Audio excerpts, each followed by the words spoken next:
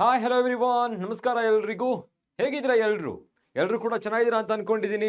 Welcome back to the NCERT line by line for NEET examination. So ನಾವು previously ಬೇರೆ ಚಾಪ್ಟರ್ಸ್ಗಳನ್ನ discuss ಮಾಡ್ತಾ ಇದ್ದು, and I hope you have gone through all the lectures. ಎಲ್ಲ ಲೆಕ್ಚರ್ಸ್ಗಳು ಕೂಡ ತುಂಬಾ ಇಂಪಾರ್ಟೆಂಟ್ ಆಗಿರುತ್ತೆ, ಎಸ್ಪೆಷಲಿ ನೀಟ್ ಅಂತ ಬಂದಾಗ. Equal weightage for class 11 and class 12. ಬೇರೆ ಚಾಪ್ಟರ್ಸ್ಗಳನ್ನ ತಿಳ್ಕೊಂಡಾಯ್ತು. And one more is there. ಈ ಚಾಪ್ಟರ್ ಇಂದ ನೀವು ಮಿನಿಮಮ್ ಅಂತ ಹೇಳಿದ್ರೆ 3 to 4 ಕ್ವಶನ್ ಅನ್ನ ಎಕ್ಸ್ಪೆಕ್ಟ್ ಮಾಡಬಹುದು in your NEET examination. And the chapter name is biotechnology principles and processes. ಈ ಯೂನಿಟ್ ಅಲ್ಲಿ 2 ಚಾಪ್ಟರ್ಗಳಿದೆ. ಒಂದು ಪ್ರಿನ್ಸಿಪಲ್ಸ್ ಮತ್ತೆ ಪ್ರಾಸೆಸಸ್, ಇನ್ನೊಂದು ಇಟ್ಸ್ ಅಪ್ಲಿಕೇಶನ್ಸ್. ಎಲ್ಲಿ ನಾವು ಅದನ್ನ ಅಪ್ಲೈ ಮಾಡ್ತೀವಿ, ಅದರ ಅಪ್ಲಿಕೇಶನ್ ಯಾವ ತರ ಯೂಸ್ ಆಗುತ್ತೆ ಅಂತ ಇನ್ನೊಂದು ಚಾಪ್ಟರ್ ಇದೆ. ಸೊ ಹಾಗಾಗಿ ಈ ಚಾಪ್ಟರ್ ಇಂದ ನೀವು ಮಿನಿಮಮ್ ಅಂತ ಹೇಳಿದ್ರೆ 3 to 4 ಕ್ವಶನ್ಸ್ ಗಳನ್ನ ಎಕ್ಸ್ಪೆಕ್ಟ್ ಮಾಡಬಹುದು. So let's understand this chapter line by line ಎಲ್ಲ ಕಾನ್ಸೆಪ್ಟ್ ಗಳನ್ನ ತಿಳ್ಕೊಳ್ಳೋಣ. ಕೆಲವು ಕಾನ್ಸೆಪ್ಟ್ ಗಳಲ್ಲಿ ನಾನು ಅಲ್ಲೇ ಇಯರ್ ಅನ್ನ ಬರ್ದಿದ್ದೀನಿ, ಯಾವ ಇಯರ್ ಅಲ್ಲಿ ಇದನ್ನ ಕೇಳಿದ್ರು, ಮತ್ತೆ ಯಾವುದು ತುಂಬಾ ಇಂಪಾರ್ಟೆಂಟ್ ಆಗುತ್ತೆ, ಯಾವ ತರ ಟೆಕ್ಸ್ಟ್ ಬುಕ್ ಅನ್ನ ಓದ್ಬೇಕು ಅಂತ ಹೇಳಿ ಇವತ್ತು ತಿಳ್ಕೊಳ್ಳೋಣ. ಓಕೆನಾ? So the very first slide, V know that ಏನಿದೆ, what we are going to discuss in this chapter and what we are going to learn in this chapter. ಏನು ತಿಳ್ಕೊಳ್ತೀವಿ ಅಂತ ಹೇಳಿ. And we all know that the principles of biotechnology, ಯಾವ ಪ್ರಿನ್ಸಿಪಲ್ಸ್ಗಳಿದೆ ಅಂತ ತಿಳ್ಕೋಬೇಕು. ಅದಾದ್ಮೇಲೆ tools of recombinant DNA technology.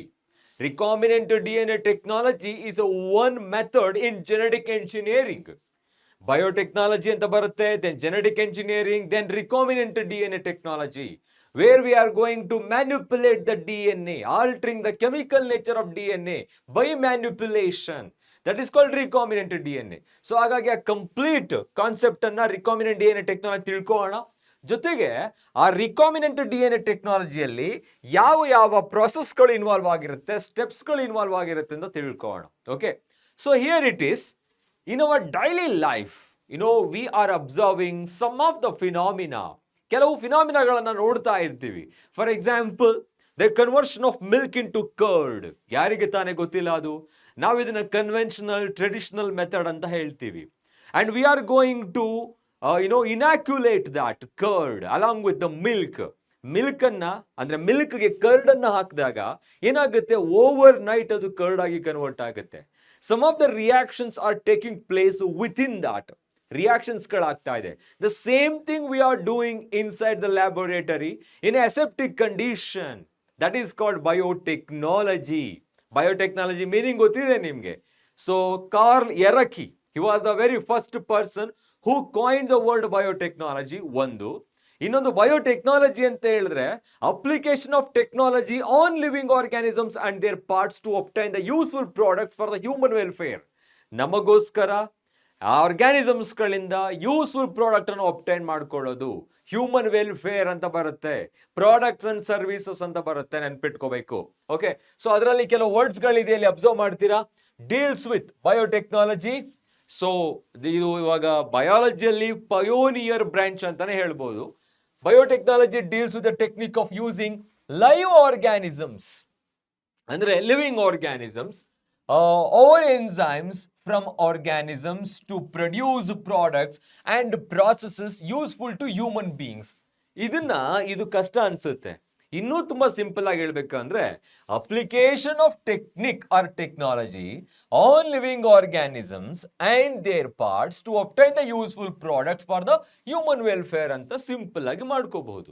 ಇದು biotechnology. Okay, why we are doing that? So for our welfare, ನಮಗೋಸ್ಕರ ಒಳ್ಳೊಳ್ಳೆ ಪ್ರಾಡಕ್ಟ್ಗಳು ಸಿಗ್ತಾ ಇದೆ. ಸೊ ಯಾವುದು ಅಂತ ಮುಂದೆ ತಿಳ್ಕೊಳ್ಳೋಣ.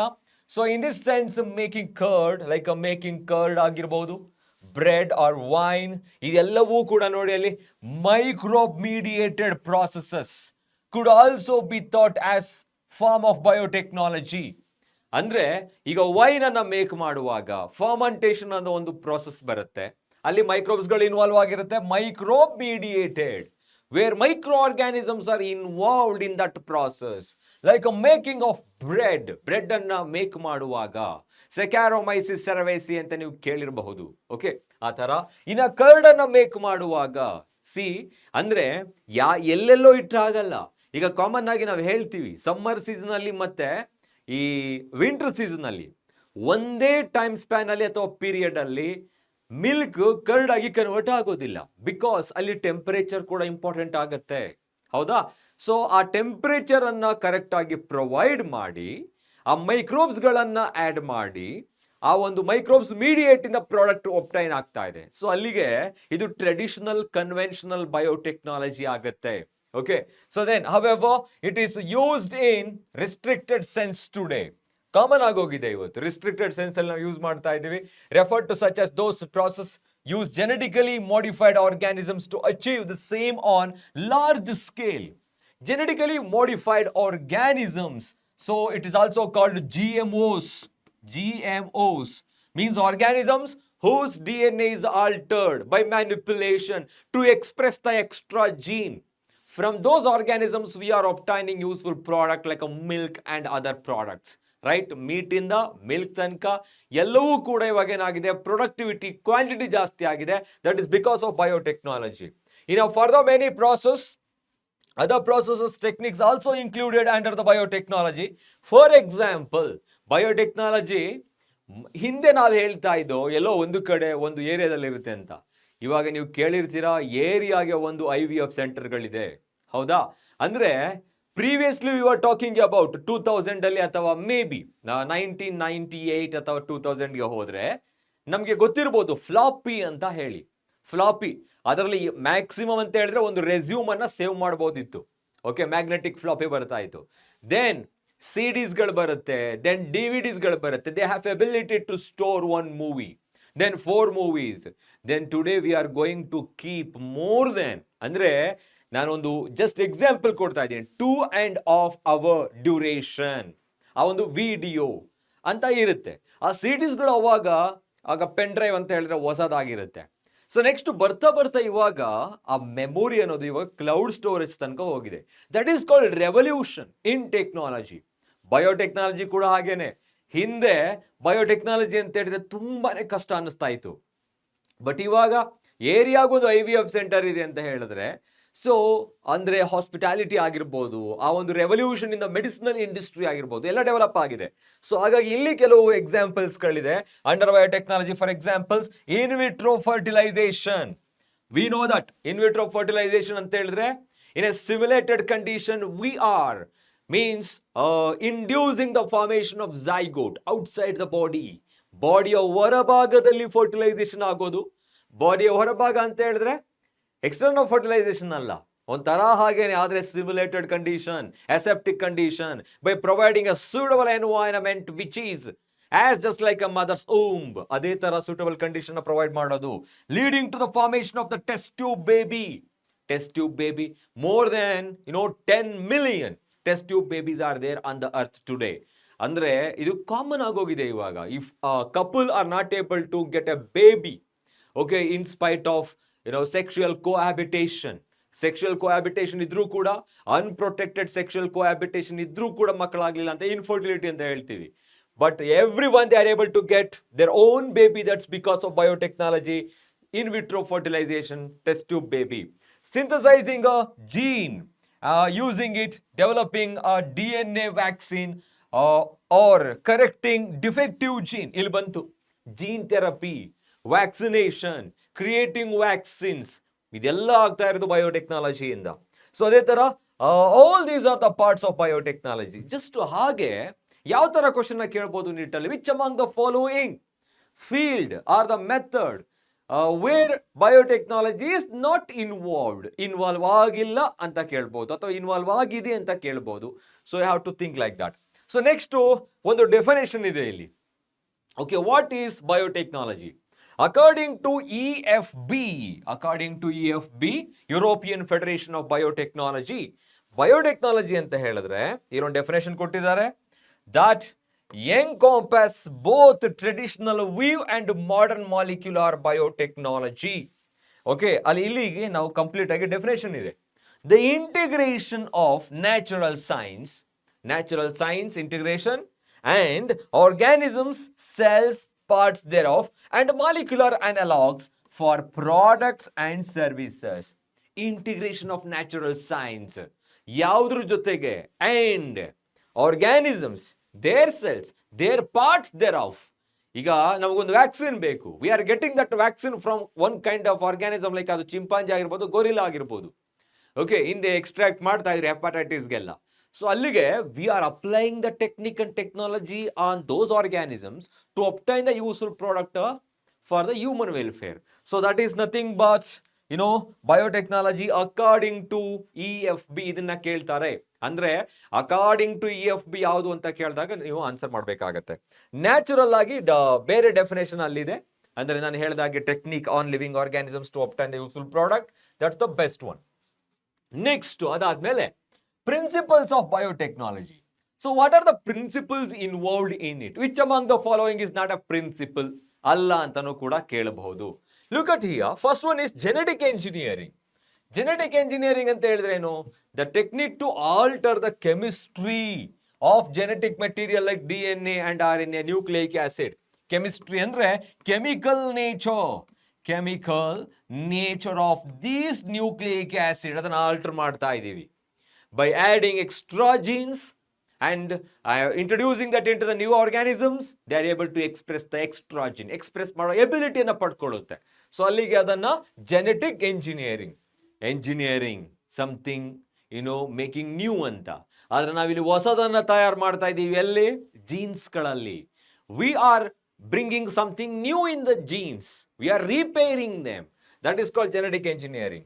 So next ಅದು ಕಂಟಿನ್ಯೂ ಆಗುತ್ತೆ to introduce these into the host organisms and thus change the phenotype of the host organisms. Once we introduce this chemically altered DNA or RNA into the host organisms, that to bring some changes, and those physical appearances, morphological changes, those are called phenotype. ಅವುಗಳಲ್ಲಿ phenotypic ಆಗಿ physical appearance ಅಲ್ಲಿ, ಅಂದ್ರೆ ಅದನ್ನ ನಾವು common ಆಗಿ genotype ಮತ್ತೆ phenotype ಅಂತ ಓದಿರ್ತೀವಿ.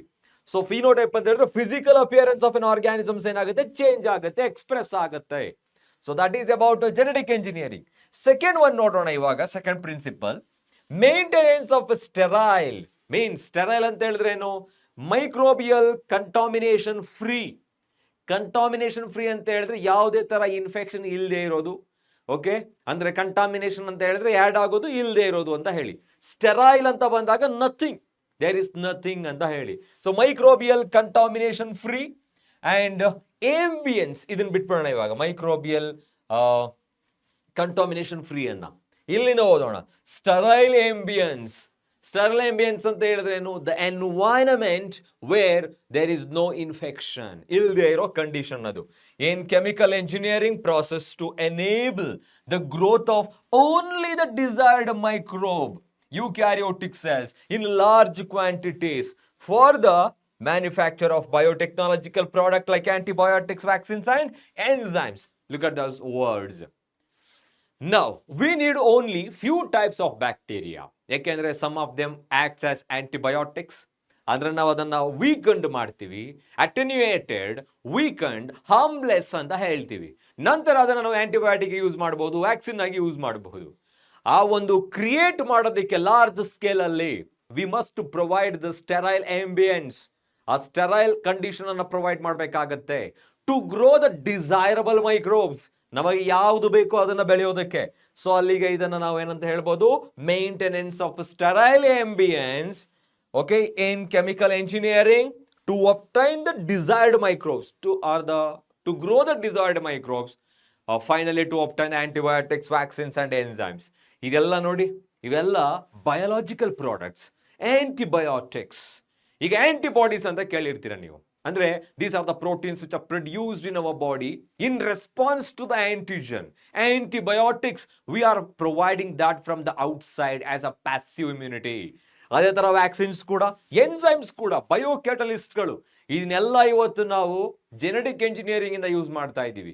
ಯಾವುದೋ ಒಂದು ಬೂಸ್ಟ್ ಅನ್ನ ಅಥವಾ ಯಾವುದೋ ಒಂದು ಜಸ್ಟ್ 2 ಎಕ್ಸಾಂಪಲ್ ಕೊಡ್ತಾ ಇದ್ದೀನಿ. ಮಿಲ್ಕ್ ಒಳಗಡೆ ಹಾಕೊಂಡು ಕುಡಿದ್ರೆ ನಮ್ಮ ಗ್ರೋತ್ ಹೇಗೆ ಇನ್ಕ್ರೀಸ್ ಆಗುತ್ತಾ? ಕೆಲವು ಗ್ರೋತ್ ಗೋಸ್ಕರನೇ ಅಂತ ಕೆಲವು ಪ್ರಾಡಕ್ಟ್ಗಳಿದೆ ಇವತ್ತು. ಮತ್ತೆ ಯಾವುದೋ ಒಂದು ಚಿಕ್ಕ ಟ್ಯಾಬ್ಲೆಟ್ ತೆಗೆದುಕೊಂಡ್ರೆ ನಮ್ಮ ಬಾಡಿಗೆ ಏನಾಗುತ್ತೆ, ಪ್ರೋಟೀನ್ಗಳು ಸಿಗುತ್ತೆ. ಬಯೋಫಾರ್ಟಿಫಿಕೇಶನ್ ನೋಡಿರ್ತೀರಾ, ಸಿಂಗಲ್ ಸೆಲ್ ಪ್ರೋಟೀನ್ ಅಲ್ಲಿ ನೋಡಿರ್ತೀರಾ. ಈಗ ಆಸ್ಟ್ರೋನಾಟ್ಸ್ಗಳು ಕೂಡ ಅಷ್ಟೇನೆ, they are not taking all the food, they are not carrying everything along with them. ಅಮ್ಮ ಮಾಡಿಕೊಟ್ಟಿರೋ ರೊಟ್ಟಿ ಎಲ್ಲವನ್ನು ತೆಗೆದುಕೊಂಡು ಹೋಗ್ತಾರ? ಇಲ್ಲ, ಅಲ್ಲಿ ಚಿಕ್ಕದಾಗಿರೋ ಯಾವುದೋ ಒಂದು ಟ್ಯಾಬ್ಲೆಟ್ ಅನ್ನು, ಅಂದ್ರೆ ಅದನ್ನು ಫುಡ್ ಸಪ್ಲಿಮೆಂಟ್ ಅಂತ ಹೇಳ್ತೀವಿ. So that is created by the biotechnology, from biotechnology. Okay, so this is how that works genetic engineering as well as the maintaining, ಅಥವಾ ಕೆಮಿಕಲ್ ಇಂಜಿನಿಯರಿಂಗ್ ಅಂತ ಡೈರೆಕ್ಟ್ ಆಗಿ ಹೇಳಿ. ಜೆನೆಟಿಕ್ ಎಂಜಿನಿಯರಿಂಗ್, ಕೆಮಿಕಲ್ ಇಂಜಿನಿಯರಿಂಗ್, ಅದರಲ್ಲಿ ಏನಾಗಿರುತ್ತೆ, ಸ್ಟೆರಲ್ ambience ಅನ್ನ create ಮಾಡೋದು to grow the desirable microorganisms are the products. Okay, and the next concept is here. So let us now understand the conceptual development of principles of genetic engineering. ಇದರಲ್ಲಿ ಸರಿ ಯಾವ ತರ ಓದಬೇಕು, ಹೇಗೆ ಓದಬೇಕು, ಯಾವುದನ್ನು ನೆನಪಿಟ್ಕೋಬೇಕು. ಈಗ recombinant DNA, look at these words carefully.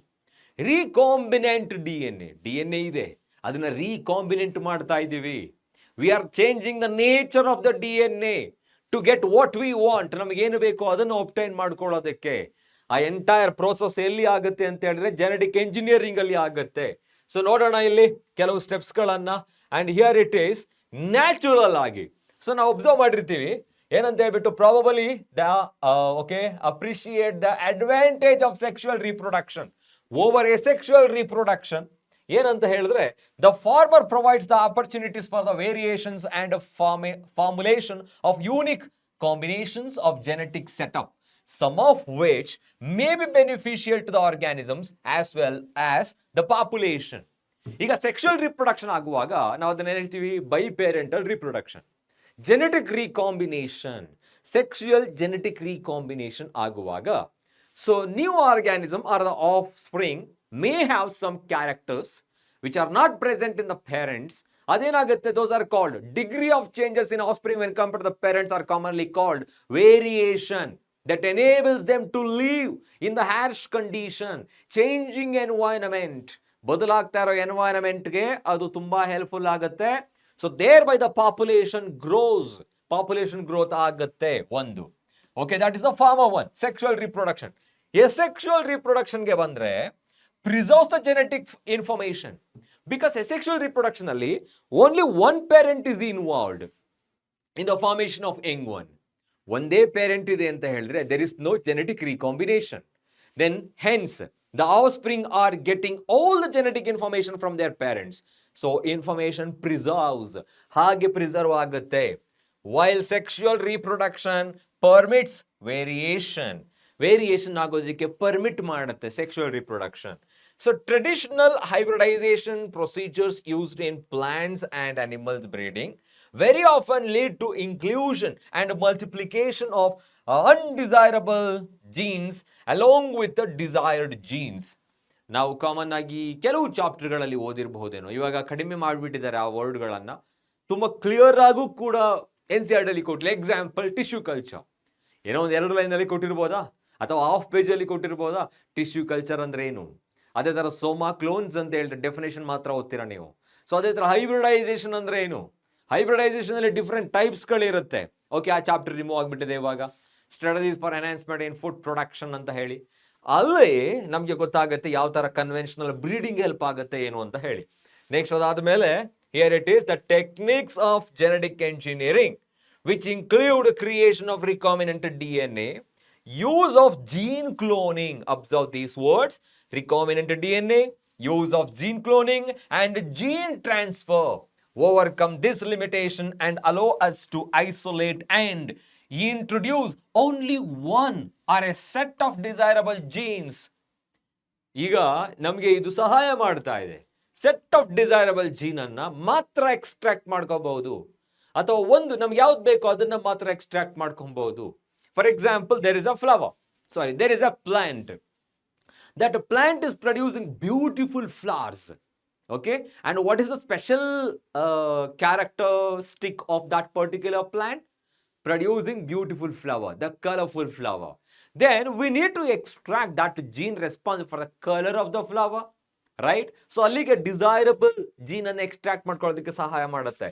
Conventional breeding ಅಲ್ಲಿ ಆ ತರ ಆಗಲ್ಲ. You are going to breed okay, cross between two plants, ಅಲ್ಲಿ ಡಿಸೈರಬಲ್ ಅನ್ಡಿಸೈರಬಲ್ ಎಲ್ಲವೂ ಕೂಡ ಮಿಕ್ಸಪ್ ಆಗುತ್ತೆ, ಅದು ಕಂಟಿನ್ಯೂ ಆಗಿ ಆಗ್ತಾ ಹೋಗುತ್ತೆ. ಇಲ್ಲಿ ಆ ಥರ ಆಗೋದಿಲ್ಲ.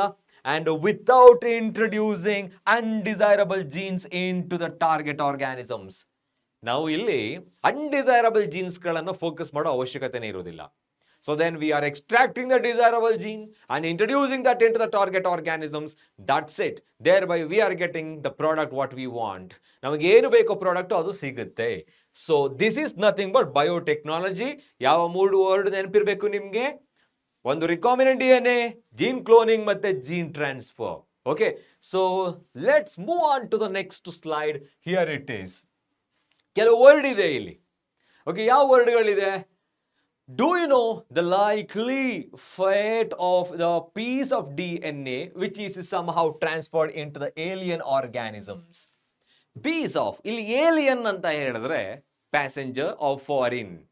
Aliens ಅಂತ ಹೇಳಿದ್ರೆ something which is from outside.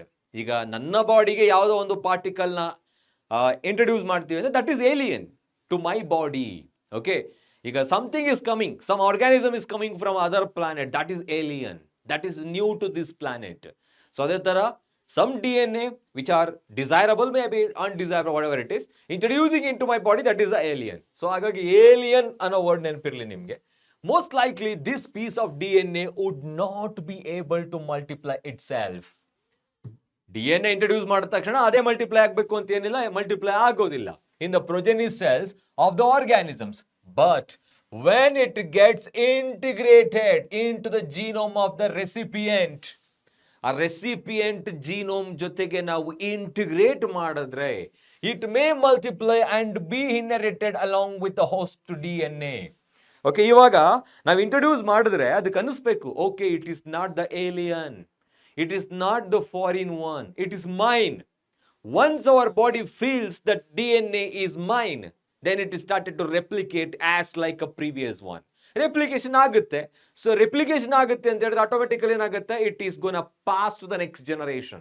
Next generation ಗೆ ಪಾಸ್ ಆಗುತ್ತೆ. So thereby, that will be included in that species. So then, this is because of the alien piece of DNA has become part of the chromosome. ಯಾಕಾಗುತ್ತೆ ಅಂದ್ರೆ that becomes the part of chromosome which has the ability to replicate. Replicate ಅಂತ ಹೇಳಿದ್ರೆ it's nothing but ನಿಮಗೆ ಗೊತ್ತಿದೆ, a duplication, special or unique property of DNA. DNAದು unique property ಒಂದು. Why it is the genetic material in most of the living organism? The one property is chemically stable ಆಗಿರುತ್ತೆ. ಜೊತೆಗೆ that brings variation after many years. ಅಂದ್ರೆ ಕೆಲವು generation ಆದ್ಮೇಲೆ variation ತಗೊಂಡ್ಬರುತ್ತೆ. ಜೊತೆಗೆ self replicate ಆಗುತ್ತೆ, ರೆಪ್ಲಿಕೇಶನ್ ಆಗುತ್ತೆ, producing its own copy, duplicating its own copy. Next, in a chromosome, there is a specific DNA sequence called origin of replication. Look at this word now. What is that? Origin of replication, also called ORI. So origin of replication ಅಂತ ಹೇಳಿದ್ರೆ ಹೆಸರೇ ಇದೆ, where the replication starts or initiates. ಅಲ್ಲಿಂದ replication ಶುರು ಆಗುತ್ತೆ. The new strands of DNA is being formed or originated, synthesized ಇಲ್ಲಿ, which is responsible for the initiating replication. Replication start ಆಗೋದು ಅಲ್ಲಿ. Replication ಅಂತ ಹೇಳಿದ್ರೆ formation of new strands of DNA over the template strand. ಹೊಸ DNA form ಆಗೋದು. Therefore, the multiplication of any alien piece of DNA, ಯಾವುದಾದ್ರೂ alien piece of DNA replicate ಆಗಬೇಕು ಅಂತ ಹೇಳಿದ್ರೆ in an organism, it needs to be a part of chromosome which has a specific unique a sequence known as origin of replication. ಅಲ್ಲಿ origin of replication ಇರಬೇಕು. Then only it becomes the part of ಆದ್ಮೇಲೆ chromosome ಆದ್ಮೇಲೆ origin of replication ಇದ್ರೆ ಏನಾಗುತ್ತೆ, automatic ಆಗಿ ಅದು replicate ಆಗ್ತಾ ಇರುತ್ತೆ. Thus, an alien DNA is linked with, alien DNA ಅನ್ನ ಯಾವುದ್ರ ಜೊತೆ ಲಿಂಕ್ ಮಾಡಬೇಕು, linked with the origin of replication, ಅದ್ರ ಜೊತೆ ಲಿಂಕ್ ಮಾಡಬೇಕಾಗತ್ತೆ, so that this alien piece of DNA can replicate. ನಂತರ ಅದು ಡುಪ್ಲಿಕೇಟ್ ಆಗುತ್ತೆ, ರೆಪ್ಲಿಕೇಟ್ ಆಗುತ್ತೆ, multiply itself, ನಂತರ ಮಲ್ಟಿಪ್ಲೈ ಆಗುತ್ತೆ in the host organisms. Okay, then this can also be called cloning. What is that? Cloning. First ನಾವೇನ್ ಮಾಡೋದು? We have taken the DNA called alien DNA which is having a desirable genes responsible for the desirable trait. Trait ಅಂದ್ರೆ ಕ್ಯಾರೆಕ್ಟರ್ಗೆ responsible ಆಗೋ ಜೀನ್ಸ್ಗಳನ್ನ ಹೊಂದಿದೆ. ಅದನ್ನ ಇವಾಗ ನಾವು transfer ಮಾಡಬೇಕು ಆರ್ಗ್ಯಾನಿಸಮ್ಸ್ಗೆ. ಅದಕ್ಕೆ ನಾವೇನಂತ ಹೇಳ್ತೀವಿ? Gene cloning. ಕ್ಲೋನಿಂಗ್ ಮಾಡ್ತಾ ಇದೀವಿ. ಮಲ್ಟಿಪ್ಲೈ ಆದ್ರೆ ಕ್ಲೋನಿಂಗು, ಟ್ರಾನ್ಸ್ಫರ್ ಮಾಡಿದ್ರೆ ಅಲ್ಲ. ಮಲ್ಟಿಪ್ಲೈ ಆದ್ರೆ ಕ್ಲೋನಿಂಗ್ ಅಂತ ಹೇಳ್ತೀವಿ. Making multiple identical copies of any template DNA. ನೀವು ತೆಗೆದುಕೊಂಡಿರೋ DNA ಟೆಂಪ್ಲೇಟ್ ಹೊಸದಾಗಿ ಫಾರ್ಮೇಶನ್ ಆಗುತ್ತೆ. ಸೊ ನಂತರ ಏನಾಗ್ತಾ ಹೋಗುತ್ತೆ? Finally new DNAs are being formed inside the host. The multiplication of identical template DNA in the host organism is commonly called cloning. Next, let us now focus on the first instance of the construction of artificial recombinant DNA. Look at this. This is very important. The very first artificial recombinant DNA molecule was constructed. Yavagaitu? Construction of the first recombinant DNA emerged from the possibility of linking a gene encoding antibiotic resistance with a native plasmid. So what is plasmid? Plasmid is a autonomously replicating double-stranded circular extra chromosomal DNA present in most of the bacteria. ಕೆಲವು word ಇದೆ ಅಲ್ಲಿ. ಏನದು? Double stranded circular, not linear, it's a circular. ಇನ್ನೊಂದು ಆಟೋನಾಮಸ್ಲಿ replicate ಆಗುತ್ತೆ. ಅದ್ರ ಜೊತೆಗೆ ಏನಪ್ಪಾ ಅಂತ ಹೇಳಿದ್ರೆ ಸೆಲ್ಫ್ ರೆಪ್ಲಿಕೇಟಿಂಗ್ ವರ್ಡ್ ಇದೆ ಅಲ್ಲಿ. ಓಕೆ, ಅದಕ್ಕೆ ಏನಂತ ಹೇಳ್ತೀವಿ ನಾವು? ಪ್ಲಾಸ್ಮಿಡ್ ಅಂತ ಹೇಳಿ. Okay, so with a native plasmid word ಇಲ್ಲಿದೆ. Autonomously replicating circular extra chromosomal DNA of Salmonella typhimurium. The very first recombinant DNA was constructed from the plasmid of yaudrinda? Salmonella typhimurium. So what is plasmid? There are many options. Or what is true related to plasmid? There are many options. All the above or 1 and 2 athar option galna kodabahudu. So allige plasmid anta helidre namage ಗೊತ್ತಿರಬೇಕು. ಅದು ಆಟೋನಾಮಸ್ಲಿ ಆಗಿರುತ್ತೆ, double stranded ಆಗಿರುತ್ತೆ, circular ಆಗಿರುತ್ತೆ, extra chromosomal DNA ಆಗಿರುತ್ತೆ, present in bacteria. Next, who constructed that? Stanley Cohen and Herbert Boyer and Stanley Cohen was constructed the very first recombinant DNA. Here it is in the year illide 1972. ಇದಕ್ಕೂ ಮುಂಚೆನೆ sir construct ಮಾಡಬೇಕು ಅಂದ್ರೆ okay ಒಂದು ಯಾವುದು recombinant DNA vector ಮತ್ತೆ ಯಾವುದು foreign DNA construct ಮಾಡಬೇಕು ಅಂದ್ರೆ ನಾವು ಅದನ್ನು ಕಟ್ ಮಾಡಬೇಕು, ಜಾಯಿನ್ ಮಾಡಬೇಕು. ಅದಕ್ಕೆ ಎಂಡೋನ್ಯೂಕ್ಲಿಯಸ್ ಬೇಕಲ್ವಾ? ಅದನ್ನ 1963 ಅಲ್ಲೇ ಮೇಕ್ ಮಾಡಿರ್ತಾರೆ. ಅದು ನೋಡೋಣ ನೆಕ್ಸ್ಟ್ ಯಾವ ತರ ಅಂತ ಹೇಳ್ಬಿಟ್ಟು. ಸೊ 1972 ಅಲ್ಲಿ ಸ್ಟ್ಯಾನ್ಲಿ ಕೋಹೆನ್ ಮತ್ತೆ ಹರ್ಬರ್ಟ್ ಬಾಯರ್ ಅವರು ಅಕಾಂಪ್ಲಿಷ್ ಮಾಡ್ತಾರೆ the very first DNA recombinant DNA ಅನ್ನ. ಓಕೆ, ನೆನ್ಪಿಟ್ಕೊಳ್ಳಿ ಆ ವರ್ಡ್ ಅನ್ನ. The antibiotic resistant genes by cutting out a piece of DNA from the plasmid which was responsible for conferring antibiotic resistance. ಆಗ್ಲಿಂದ ಒಂದು word ಬರ್ತಾ ಇದೆ, antibiotic resistant jeans ಅಂದ್ರೆ ಏನು? ಕಾಮನ್ ಆಗಿ ನಾವು ಒಂದು ತೆಗೆದುಕೊಳ್ಳೋ ಯಾವುದು ಎಕ್ಸಾಂಪಲ್ PBR 322 ಆರ್ಟಿಫಿಷಿಯಲ್ ವೆಕ್ಟಾರ್ ಅಂತ ತಿಳ್ಕೊಳ್ಳೋಣ, ಅಥವಾ plasmid you can say. So ಅದರಲ್ಲಿ ಇವಾಗ ಆಂಟಿಬಯೋಟಿಕ್ ರೆಸಿಸ್ಟೆಂಟ್ ಜೀನ್ಸ್ ಆಂಪಿಸಿಲಿನ್ ಮತ್ತೆ ಟೆಟ್ರಾಸೈಕ್ಲಿನ್ ಯಾಕೆ ತುಂಬಾ ಇಂಪಾರ್ಟೆಂಟ್ ಆಗುತ್ತೆ? They are very essential. They act as selectable markers. Why they are selectable markers? They are very useful in the identification and selection of transformant. ಯಾವುದು transform ಆಗುತ್ತೆ, ಯಾವುದು transform ಆಗಲ್ಲ ಅನ್ನೋದನ್ನ identify ಮಾಡೋದಕ್ಕೆ, ಆಗದೆ ಇರೋದನ್ನ ಎಲಿಮಿನೇಟ್ ಮಾಡೋದಕ್ಕೆ, ಆಗೋದನ್ನ ಸೆಲೆಕ್ಟ್ ಮಾಡೋದಕ್ಕೆ ನಾವು ಆಂಟಿಬಯೋಟಿಕ್ ರೆಸಿಸ್ಟೆಂಟ್ ಜೀನ್ಸ್ ಅನ್ನ ಯೂಸ್ ಮಾಡ್ತೀವಿ. Okay, so that is what. Next ಅದಾದ್ಮೇಲೆ the cutting of DNA at specific location. The cutting of DNA at specific locations because possible with the discovery of so-called ಯಾವುದಿರಬಹುದು, ಯಾವುದೋ ಒಂದು important enzyme ಅನ್ನ discover ಮಾಡ್ತಾರೆ. By using that they are able to cut the DNA at specific location. Because ಎಲ್ಲೆಲ್ಲೋ cut ಮಾಡೋದಕ್ಕಾಗಲ್ಲ. ಒಂದು sequence ಅಲ್ಲಿ cut ಮಾಡಬೇಕು, ಇನ್ನೊಂದು ವೆಕ್ಟಾರ್ DNA ನ ಅದೇ ಸೀಕ್ವೆನ್ಸ್ ಅಲ್ಲಿ ಕಟ್ ಮಾಡಬೇಕು. ಅದಕ್ಕೆ ಯೂಸ್ ಮಾಡೋದು ಯಾವ್ದಂತ ಹೇಳಿದ್ರೆ here it is molecular scissors. They are called molecular scissors. So ನಾವು you come to know what is the meaning of molecular scissors. ಏನಿರ್ಬೋದು ಈಗ ತಿಳ್ಕೊಳ್ಳೋಣ ಯಾವುದು ಅಂತ ಹೇಳ್ಬಿಟ್ಟು. Restriction enzymes, they are called restriction enzymes. ಹೆಸರಲ್ಲೇ ಇದೆ ಮಾಲಿಕ್ಯುಲರ್ ಸೀಸರ್ಸ್. ಅಂದ್ರೆ ಸಿಸರ್ ಅಂತ ಹೇಳಿದ್ರೆ ಕಟ್ ಮಾಡುತ್ತೆ, DNA ಮಾಲಿಕ್ಯೂಲ್ನ ಕಟ್ ಮಾಡುತ್ತೆ. The cut piece of DNA was the linked with plasmid DNA. So ಇವಾಗ ಇಲ್ಲೊಂದು ಪ್ಲಾಸ್ಮಿಡ್ DNA ಇದೆ, ಪ್ಲಾಸ್ಮಿಡ್ DNA, ಅಂಡ್ ಕಟ್ ಮಾಡಿರೋ DNA ನ ಇಲ್ಲಿಗೆ ಲಿಂಕ್ ಮಾಡ್ತಾ ಇದೀವಿ. We are linking that. So ನಾವ್ it becomes recombinant DNA. And totally ಇದು recombinant DNA ಆಯ್ತು. What is this? This yellow portion is called alien DNA or the foreign DNA. Okay, sorry for that. Just a minute. Okay, this is called foreign DNA. And now what is this? ಈಗ ಇಲ್ಲಿ ಬರ್ದಿದ್ದೀನಲ್ಲ circular ಇದರಲ್ಲಿ. And this is commonly called plasmid. Plasmid act as a vector. So now you come to know the cut piece of DNA was linked with the plasmid DNA. Plasmid DNA ಅದು link ಮಾಡ್ತಾ ಇದ್ದೀವಿ. This plasmid DNA act as a vector. ಇದು vector ತರ act ಮಾಡುತ್ತೆ. What is vector, sir? That is called gene carrier. That carries gene ಅನ್ನ carry ಮಾಡ್ತಾ ಇದೆ. Desirable gene DNA ನ ಕ್ಯಾರಿ ಮಾಡ್ತಾ ಇದೆ. Vector act as a vector. Plasmid DNA act as a vector to transfer the piece of DNA attached to it. ಅದನ್ನ carry ಮಾಡುತ್ತೆ. You probably know that mosquito act as an insect vector. So ಯಾಕೆ ಅಂತ ಹೇಳಿದ್ರೆ to transfer the malarial parasite into the human body. Not only that, for example, Culex mosquito ability to transfer or carry some of the worms like filarial worms causing the filariasis.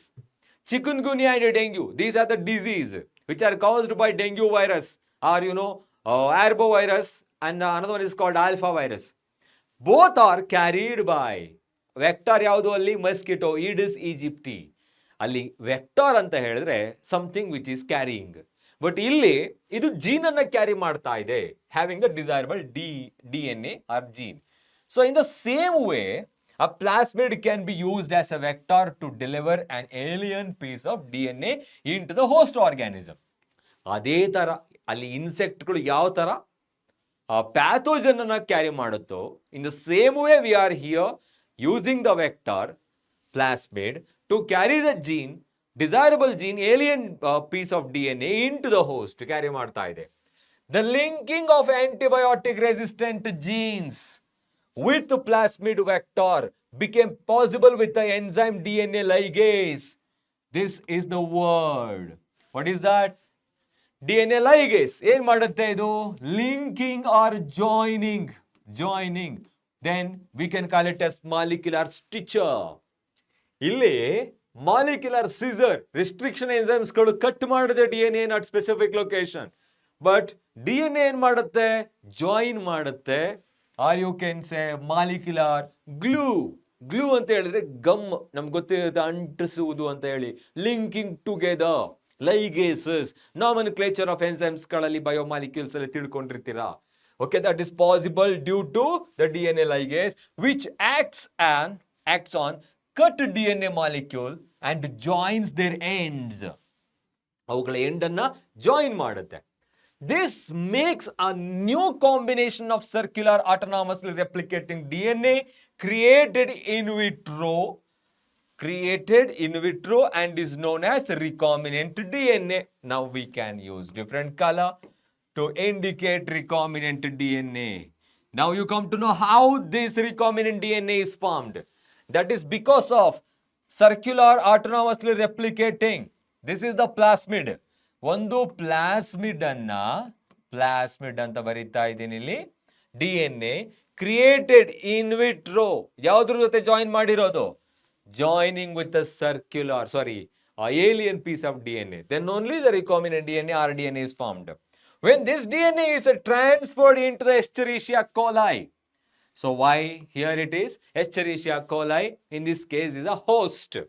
Okay, a bacterium closely related to salmonella, okay, ಅದೇ ತರ it could replicate using new host's DNA polymerase enzyme and make multiple copies.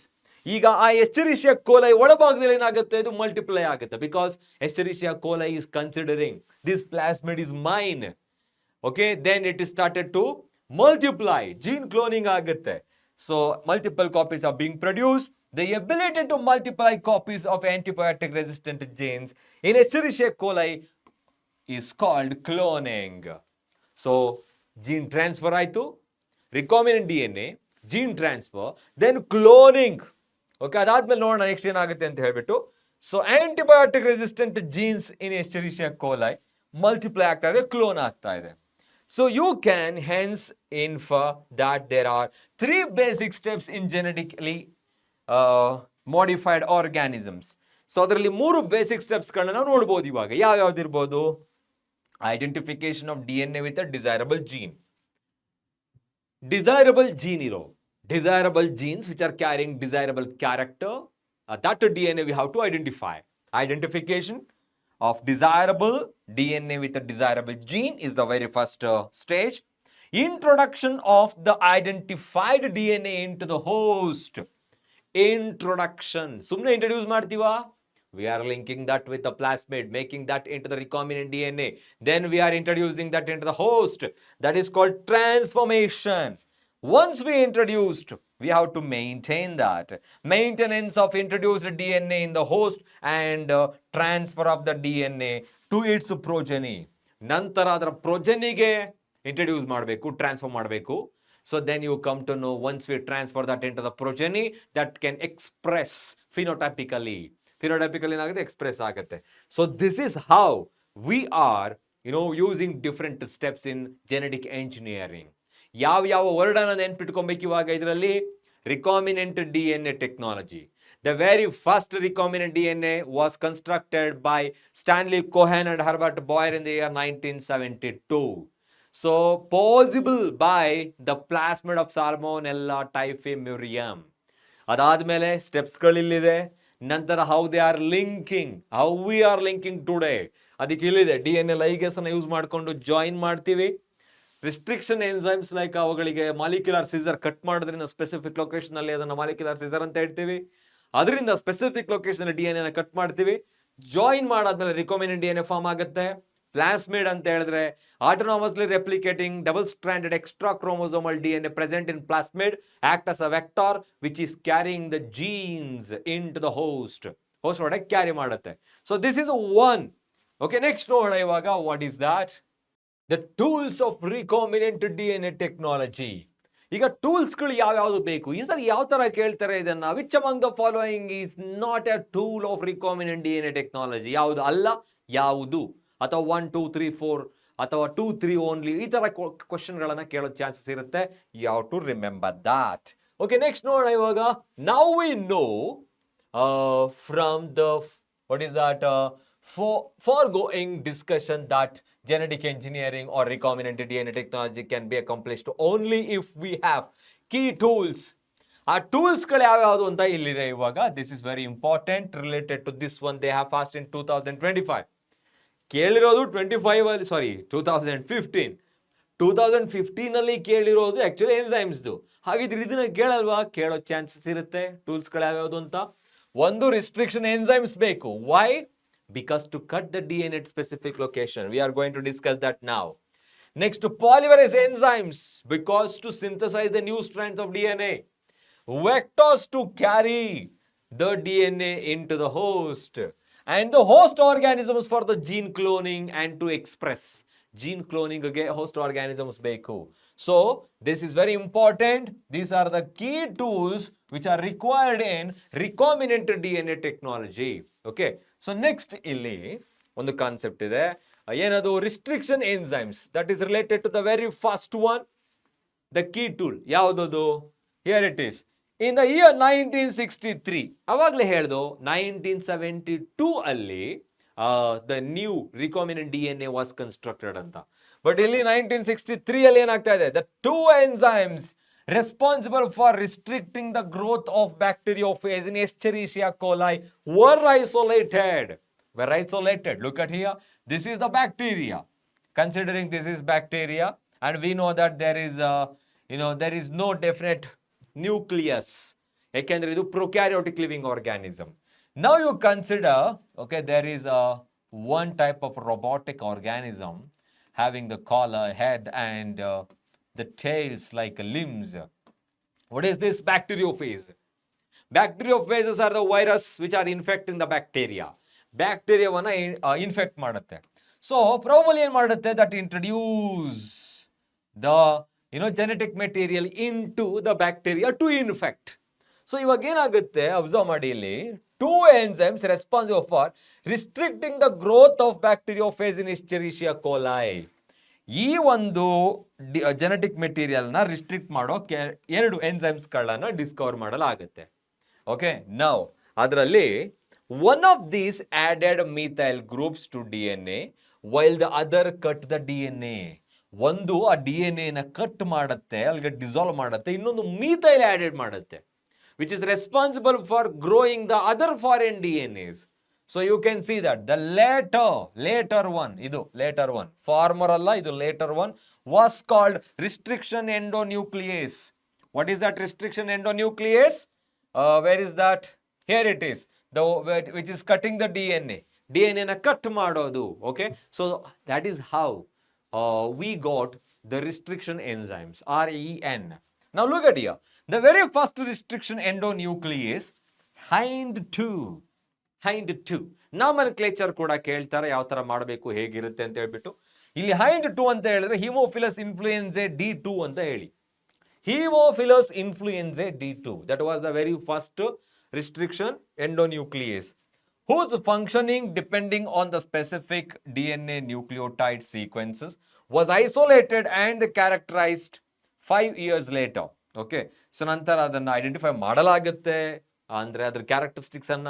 Next, it was found that hind 2 always cut the DNA molecules at a particular point by recognizing a specific sequence of 6 base pair. 6 base pair ಅಂದ್ರೆ 6 ಗೊತ್ತಾಗುತ್ತೆ ನಿಮಗೆ. 6 base ಪೇರ್ಸ್ಗಳು ಇರೋದನ್ನ exact ಆಗಿ ಏನ್ ಮಾಡುತ್ತೆ, cut ಮಾಡುತ್ತೆ at specific location. So that is how they identified this specific base sequence is known as recognition sequence. ಇದನ್ನ recognition sequence ಅಂತ ಹೇಳ್ತೀವಿ for hind 2. So this recognition sequence are not same for all the endonucleases. For example, when it comes to what is that, Escherichia coli R1 ಅಂದ್ರೆ E. coli R1, Roman ಅಲ್ಲಿ I ಅಂತ ಹೇಳ್ಬೋದು. So ಅಲ್ಲಿಗೆ ಅದೇನ್ ಮಾಡುತ್ತೆ, ಬೇರೆ recognition sequence ಅಲ್ಲಿ cut ಮಾಡುತ್ತೆ. ಬಟ್ ಅಲ್ಲಿರೋದೇನದು, specific sequence of 6 base pairs, they are specific to the endonuclease. ಆ ಎಂಡೋನ್ಯೂಕ್ಲಿಯಸ್ ಮಾತ್ರ ಸ್ಪೆಸಿಫಿಕ್ ಆಗಿರುತ್ತೆ. Besides hind 2, today we know more than, ಇದನ್ನ ಕಾಮನ್ ಆಗಿ ಕೇಳ್ತಾರೆ, we know more than 900 restriction enzymes which are cutting the DNA at specific location that have been isolated from over 230 strains of bacteria. So we have extracted, there are about 900 restriction enzymes from about over 230 strains of bacteria, each of which recognize different recognition sequence. ಅವು ಬೇರೆ ಬೇರೆ. ಈಗ 900 restriction enzymes ಇದೆ ಅಂತ ಹೇಳಿದ್ರೆ, all the 900 restriction enzymes are not cutting at the same sequence. They are cutting at the different sequence which are having a 6 base pair. Okay, ಅದನ್ನ cut ಮಾಡುತ್ತೆ. ಹಾಗಾಗಿ ಅದು restriction endonucleases, enzymes, molecular scissor ಅಂತ ಹೇಳ್ಬೋದು. Next, the convention ಅಂದ್ರೆ ಯಾವ method ಇದೆ ಅದರಲ್ಲಿ ಅಂತ ಹೇಳಿ, for naming these enzymes is the first letter of the name come from the jeans. Actually ಅದು ಜೀನ್ಸ್ ಅಂತ ಹೇಳಿದ್ರೆ ಜೀನಸ್ ಅಂತ ವರ್ಡ್ ಬರುತ್ತೆ. Okay, and the second two letters come from the species of the prokaryote cell from which they were isolated. ಒಂದು example ತೆಗೆದುಕೊಳ್ಳೋಣ. That example is called Escherichia coli. So this is the name of a bacteria considering the very first word. Okay, ಅಂದ್ರೆ example ಇಲ್ಲಿದೆ ಇವಾಗ eco R1 ಅಂತ ಹೇಳಿ. The very first letter indicating the genus name, ಅದು genus name ಅನ್ನ indicate ಮಾಡುತ್ತೆ. Next to two letters which are in small letter, lower case, so that is indicating the species name, ಅದು species name ಅನ್ನ indicate ಮಾಡುತ್ತೆ. After that, here you can observe from the species of the prokaryotic cell from which they have isolated, eco R1, come from the Escherichia RY13. ಅದರ ಅರ್ಥ ಇಲ್ಲಿ observe ಮಾಡಬಹುದು, R indicating the strain.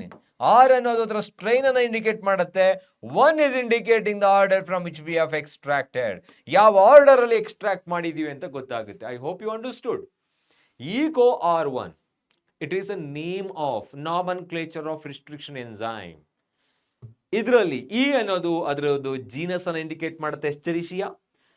Next two letters, second and a third letter which are in lower case, that is indicating the species and that is called coli, CO. First two letter na baribekagutte.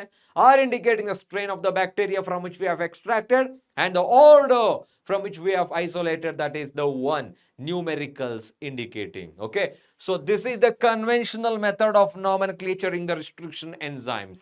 Yav tara nomenclature ಮಾಡಬೇಕು ಅಂತ ಹೇಳಿ. Next ಅಲ್ಲಿ strain ಅನ್ನು indicate ಮಾಡ್ತಾ ಇದೆ. Doubt ಇದ್ರೆ ಇವಾಗ just ಹಿಂದೆ ಹೋಗಿ. ಸೊ ಇಲ್ಲಿ ಆರ್ ಅನ್ನೋದು the letter in Eco R I, the letter R derived from the name of the strain. Roman number ಅಂದ್ರೆ ಇದರಲ್ಲಿ Eco R1. Okay, Roman number ಏನಿದೆ following the names indicating, so that is indicating the order in which the enzymes were isolated from that strain of bacteria. ಯಾವ strain ಅಲ್ಲಿ ಯಾವ order ಅಲ್ಲಿ extract ಮಾಡಿದ್ರು ಅಂತ ಗೊತ್ತಾಗ್ಬಿಡುತ್ತೆ. ನೆಕ್ಸ್ಟ್ ಅದಾದ್ಮೇಲೆ restriction enzymes belong to large classes of enzymes called nucleases. Look at this word. So they usually, restriction enzymes ಗಳು ಯಾವ ಕ್ಲಾಸಿಗೆ ಬರುತ್ತೆ? They comes under the large group of enzymes called nucleases.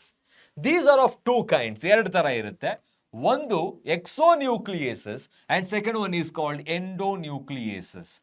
Exo means outside. Endo within, ಒಳಭಾಗ. But outside ಮತ್ತೆ within ಯಾವ್ದ್ರದ್ದು ಇಲ್ಲಿ ನೋಡೋಣ ಇವಾಗ. Exonucleases remove nucleotide. These are the building blocks of nucleic acid. Nucleotides building block ಅಂತ ಹೇಳ್ಬೋದು, basic unit ಅಂತ. Remove the nucleotides from the end of the DNA. Whereas the endonuclease makes cut at specific position within DNA. Within DNA specific location ಅಲ್ಲಿ cut ಆದರೆ ಅದು with the help of endonucleases. If some nucleases, restriction enzymes, removing the nucleotides from the end of the DNA, they are called exonucleases. ಇಲ್ಲಿದೆ ಎರಡು, ನೆನ್ಪಿಟ್ಕೊಳ್ಳಿ. Each restriction endonuclease functions by inspecting the length of DNA sequence. First ಆ length of DNA ನ inspect ಮಾಡಿ ನಂತರ ಅದನ್ನ cut ಮಾಡುತ್ತೆ, remove ಮಾಡುತ್ತೆ. Once it finds the specific recognition sequence, it will bind to the DNA and cut each of the two strands of double helix at specific points in their sugar phosphate, backbones. Observe ಮಾಡಿದ್ರೆ figure ಇರಬಹುದು ನಿಮ್ಮ text ಬುಕ್ಕಿನಲ್ಲಿ, but ಇಲ್ಲಿ observe ಮಾಡಬಹುದು ನೀವು ಯಾವ ತರ cut ಮಾಡುತ್ತೆ ಅಂತ ನೋಡೋಣ. ಅಲ್ಲಿ ಸ್ಪೆಸಿಫಿಕ್ ಪಾಯಿಂಟ್ ಅಲ್ಲಿ in their sugar phosphate back bones. ನೆನ್ಪಿಟ್ಕೊಳ್ಳಿ ಇದನ್ನ. ಶುಗರ್ ಮತ್ತೆ ಫಾಸ್ಫೇಟ್ ಬ್ಯಾಕ್ ಬೋನ್ ಅಂತ ಏನ್ ಹೇಳ್ತೀವಿ ಅದನ್ನ ಕಟ್ ಮಾಡುತ್ತೆ, ಬ್ರೇಕ್ ಮಾಡುತ್ತೆ. ಸೊ 2 strands of DNA ಅದು ಕಟ್ ಮಾಡ್ತಾ ಇದೆ ಅಂತ ಹೇಳಿ. So each restriction endonuclease recognizes a specific palindromic nucleotide sequence, okay, in the DNA. Look at this word, palindromic nucleotide. ಏನು palindromic ಅಂತ ಹೇಳಿದ್ರೆ ಒಂದು ಎಕ್ಸಾಂಪಲ್ ಕೊಡೋದಾದ್ರೆ, ಓಕೆ, ನೆಕ್ಸ್ಟ್ ಇದೆ ಅದು, ಓಕೆ, ಲೈಕ್ ದಿಸ್ ಗ್ಯಾಟ್ ಸಿ, ಈ ತರ ಒಂದಿದೆ. So may be you are starting from 5 to 3 or 3 to 5. And next ಇಲ್ಲಿಗೆ ಬಂದಾಗ, and again it is opposite. Okay, then what we are writing? Opposite to the G, it is C, A, that is T, T, then A, and G, and it will become 5. Look at this, when you are reading from left to right or right to left, it gives the same meaning. Such type of words which gives the same meaning are the word, ಒಂದೇ word ಅನ್ನ ಅಥವಾ meaning ಅನ್ನ ಕೊಟ್ರೆ. So while we are reading from left to right or right to left, so they are commonly called palindromic nucleotide sequences. Some of the words even in Kannada like Kannaka, so ಎರಡು ಕಡೆಯಿಂದ ಹೋದ್ರು ಕನಕ ಬರುತ್ತೆ. ವಿಕಟ ಕವಿ ಎರಡು ಕಡೆಯಿಂದ ಹೋದ್ರು ಅದೇ word ಬರುತ್ತೆ. ಮಲಯಾಳಂ ಓಕೆ ಅದು ಬರುತ್ತೆ. ನೆಕ್ಸ್ಟ್ ಮೇಡಮ್ ಅನ್ನೋ ವರ್ಡ್ ಬರುತ್ತೆ. ಸೊ ಈ ತರ ನಿಮಗೆ ಗೊತ್ತಿರೋ ಕೆಲವು ಪ್ಯಾಲಿಂಡ್ರಾಮಿಕ್ ವರ್ಡ್ಸ್ ಗಳನ್ನ ಕೊಟ್ರೆ related to chapter, okay palindromic nucleotide sequence ಅಲ್ಲಿ ಅದು ಕಟ್ ಮಾಡುತ್ತೆ ಅಂತ ಗೊತ್ತಾಗುತ್ತೆ. ಸೊ ನೆಕ್ಸ್ಟ್ ನೋಡೋಣ. ಸೊ ಗೊತ್ತಾಗಿರ್ಬೋದು ನ್ಯೂಕ್ಲಿಯೋಟೈಡ್ಸ್ ಗಳು ಯಾವ ತರ ಕಟ್ ಆಗುತ್ತೆ with the help of nucleases restriction enzymes ಗಳ ಮುಖಾಂತರ ಅಂತ. So this is the diagram they have given in your textbook, right? So observe ಮಾಡಿ ಕ್ಲಿಯರ್ ಆಗಿ ಏನಿದೆ ಇಲ್ಲಿ. ದ ಎನ್ಸೈಮ್ಸ್ ಇಲ್ಲಿದೆ, action of restriction enzyme. Diagram ನ ಕೊಟ್ಬಿಟ್ಟು ಇಲ್ಲೆಲ್ಲ ಕೆಲವು ಏನಂತ ಕೇಳ್ತಾರೆ, they gonna ask like ABCD, what is this? Recombinant DNA ಜಾಗದಲ್ಲಿ C ಅಂತ ಕೊಡ್ಬೋದು, ಅಂಡ್ ಫಾರಿನ್ DNA ಭಾಗದಲ್ಲಿ B ಅಂತ ಕೊಡ್ಬೋದು. They are going to provide, but vector DNA ಕೊಡ್ತಾರೆ, ಇಲ್ಲ ನೀವು ಉಲ್ಟನ ಬರಿಬೋದಲ್ಲ, ಇದಾದ್ರೂ ಫಾರಿನ್ DNA ಆಗ್ಬೋದು, ಅದಾದ್ರೂ ಆಗಿರ್ಬೋದು. ಅದಕ್ಕೆ ಒಂದನ್ನ ಕೊಟ್ಟು ಇನ್ನೊಂದರ B ಅಂತ ಕೊಡಬಹುದು, ಈ ತರ ಲೇಬಲಿಂಗ್ ಮಾಡೋದಿಕ್ಕೆ. And again fragments are joint sticky ends, ಅಲ್ಲಿ ಯಾವ ಎನ್ಸೈಮ್ ಅಂತ ಕೇಳ್ಬೋದು, ಈ ತರ. ಸೊ ಅಬ್ಸರ್ವ್ ಮಾಡಿದ್ರೆ the enzymes cut both the DNA strands at the same site. Same site ಅಲ್ಲಿ ಕಟ್ ಮಾಡ್ತಾ ಇದೆ. That is called 6 base pair ಇರೋ ಒಂದು ರೆಕಗ್ನಿಷನ್ ಸೈಟ್ ಅಲ್ಲಿ ಕಟ್ ಮಾಡ್ತಾ ಇದೆ. 𝐒𝐂𝐈 cuts the DNA between the base G and A. ಇಲ್ಲಿ ನೋಡಿ, ಇದರಲ್ಲಿ ಕಟ್ ಮಾಡ್ತಾ ಇದೆ G and A. Only when the sequence GAATTC, GATC, ಹಾಗೆ ನೆನ್ಪಿಟ್ಕೊಳ್ಳಿ, GATC, okay, is present in the DNA. Now the vector DNA means double-stranded autonomous replicating extra chromosome DNA, plasmid ಇದು ಅಲ್ಲಿ cut ಮಾಡ್ತಾ ಇರೋದು. This is foreign DNA having the desirable genes. Next, here it is, ಎಸ್ಚೆರಿಷಿಯಾ ಕೋಲೈ ಅನ್ನ use ಮಾಡಿದ್ದೀವಿ. ಎರಡು ಕೂಡ ಒಂದರಿಂದನೇ cut ಆಗಬೇಕು. If you are using the same restriction enzyme, then only you will get the same kind of base pair. So next ಇಲ್ಲಿ ಹೇಳಿದ್ರು in between the G and A, ಅದು cut ಆಗ್ತಾ ಇದೆ, ಇಲ್ಲಿ ಕೂಡ ಕಟ್ ಆಗ್ತಾ ಇದೆ. Then so ಇವಾಗ ಎರಡು ಕಡೆ ಏನಾಗುತ್ತೆ, sticky end, an extra stretched over hanging, okay, single stranded, that is formed here, form ಆಗುತ್ತೆ. ದೆನ್ ಎರಡೂ ಕೂಡ ಇವಾಗ ಜಾಯಿನ್ ಮಾಡ್ತಾ ಇದೀವಿ. Joining the vector DNA and the foreign DNA, that becomes what? Recombinant DNA with the help of an enzyme called DNA ligase. DNA ligase ಅನ್ನ use ಮಾಡಿಕೊಂಡು ನಾವು ಅದನ್ನ ಜಾಯಿನ್ ಮಾಡಬೇಕಾಗುತ್ತೆ. So this is how the recombinant DNA is formed with the help of restriction endonucleases like 𝐒𝐂𝐈 and joining them with the help of DNA ligase and forming the recombinant DNA. ಯಾವ ತರ form ಆಗುತ್ತೆ ಅಂತ ಹೇಳಿ. Next, do you know what palindromes are? ಏನು ಅಂತ ನಾನು ಅವಾಗಲೇ ಹೇಳಿದ್ದೀನಿ. ಓಕೆ, ಪ್ಯಾಲಿಂಡ್ರಾಮ್ಸ್ ಅಂತ ಹೇಳಿದ್ರೆ ಏನು ಅಂತ. So this question was repeated 2 times in the year 2022. ಅಂದ್ರೆ 2022 ಅಲ್ಲೇ ಎರಡು ತರ ಕೇಳಿದ್ದಾರೆ ಅಂದ್ರೆ ಎರಡು ತರ ಕೇಳಿರ್ತಾರೆ. In a different way they have asked palindromic sequence, which one is correct regarding to the palindromic sequence or nucleotide sequence, ಅಥವಾ ಇದು ಯಾವುದಾದ್ರೂ ಒಂದನ್ನು ಕೊಟ್ಬಿಟ್ಟು look at here 5 to 3 GATC and 5 to 3 GATC, ಈ ತರ. ಸೊ ಯಾಕೆ ಅದೇ ಬರಬೇಕು ಅಂತ ನಿಮ್ಗೆ ಆಲ್ರೆಡಿ ಗೊತ್ತಿದೆ. Okay, purine always base pair with pyrimidine, complementary base pairing ಅಂತ ಹೇಳ್ತೀವಿ. Guanine cytosine, adenine thymine, so ಅದೇ ತರ ಇಲ್ಲಿ ಅಡಿನೈನ್ ಥೈಮಿನ್ ಅಡಿನೈನ್ ಹೋಗುತ್ತೆ. So that is nothing but palindrome which gives the same meaning while you are reading. So right to left, left to right. Malayalam. I have given one example to you from Kannada, so that you know ಕನ್ನಡದಲ್ಲೂ ಕೂಡ ತುಂಬಾನೇ ವರ್ಡ್ಸ್ಗಳ ಆ ಥರ ಇರುತ್ತೆ ಅಂತ. So next, restriction enzymes cut the strands of DNA a little away from the center of the palindrome site. Little away from the palindrome site ಏನು ಮಾಡುತ್ತೆ cut ಮಾಡುತ್ತೆ, but between the same two bases, okay, on the opposite strand. Opposite strand ಅಲ್ಲಿ two bases ಏನ್ ಮಾಡುತ್ತೆ cut ಮಾಡುತ್ತೆ ಅಂತ ಹೇಳಿ, opposite ಅಲ್ಲಿ. So just away from the centre, away from the centre, 6 base pair ಅಲ್ಲಿ away from the centre cut ಮಾಡುತ್ತೆ. This leaves a single stranded portion at the ends. Single stranded portion formation ಆಗುತ್ತೆ. Previously ನಾವು diagram ನೋಡ್ದು, extra stretch to overhanging strand ಅಂತ ಹೇಳಿ. There are overhanging, ಇಲ್ಲಿದೆ word, overhanging stretches called sticky ends. Sticky ends formation ಆಗುತ್ತೆ. Each strand okay, each strand ಅಲ್ಲೂ ಕೂಡ ಒಂದೊಂದು ಓವರ್ ಹ್ಯಾಂಗಿಂಗ್ ಸ್ಟ್ರೆಚಸ್ ಗಳು ಫಾರ್ಮೇಶನ್ ಆಗುತ್ತೆ. These are named so because they form hydrogen bonds with their complementary cut counterparts. ಇನ್ನೊಂದು part ಜೊತೆ ಏನಾಗುತ್ತೆ, hydrogen bond ಅನ್ನ ಕ್ರಿಯೇಟ್ ಮಾಡುತ್ತೆ. ಹೈಡ್ರೋಜನ್ ಬಾಂಡ್ ಯಾಕೆ ಕ್ರಿಯೇಟ್ ಮಾಡ್ತಾ ಇದೆ? Because we can write it as in between nitrogen bases, heterocyclic compounds ಅಂತ ಓದಬಹುದು. ಓಕೆ, ಅಂದ್ರೆ adenine, guanine, cytosine, thymine, uracil, these are the nitrogen bases. In between the purines and pyrimidines there is a bond called hydrogen bond. Adenine pairs with thymine with the help of 2 hydrogen bond. Guanine pairs with cytosine with the help of 3 hydrogen bonds. So form ಆಗುತ್ತೆ.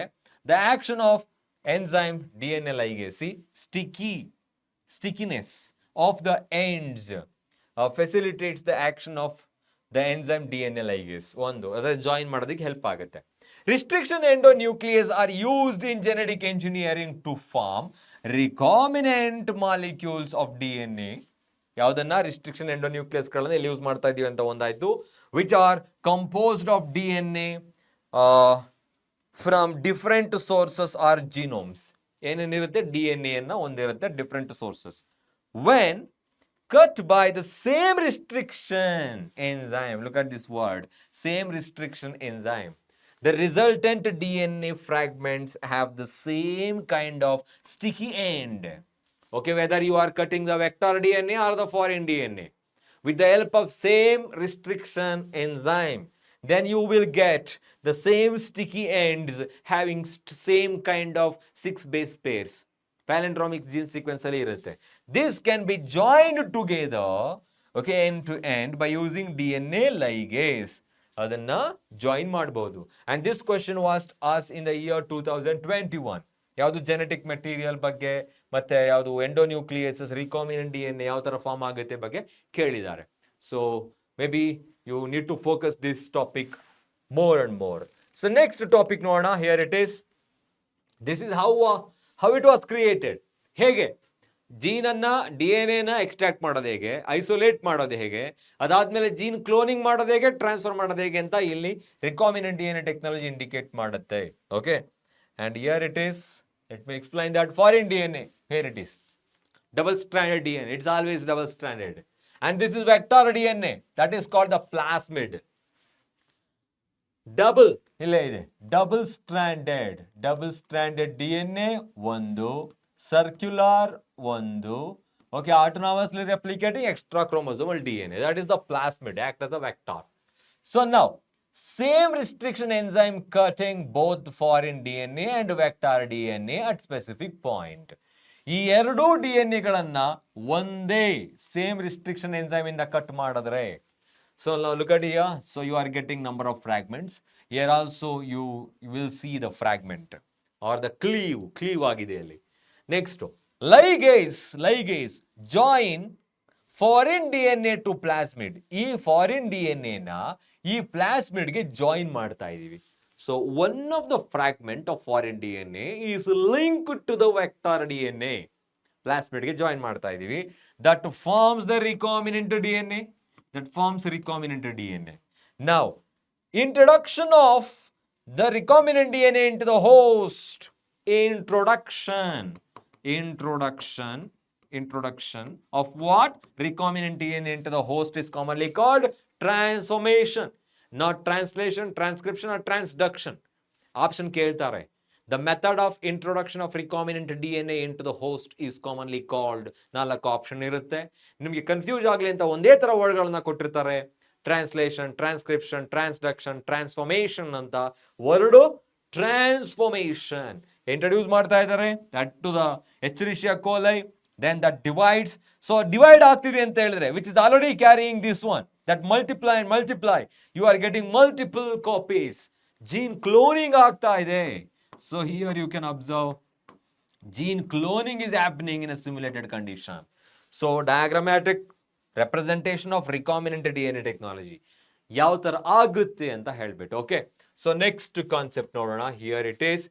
So ಇಲ್ಲಿ ಈಗ you may have realized that normally unless one cut the vector and the source of DNA with the same restriction enzyme, the recombinant DNA vector molecule cannot be created. ಯಾಕೆಂತ ಗೊತ್ತಾಯ್ತಾ?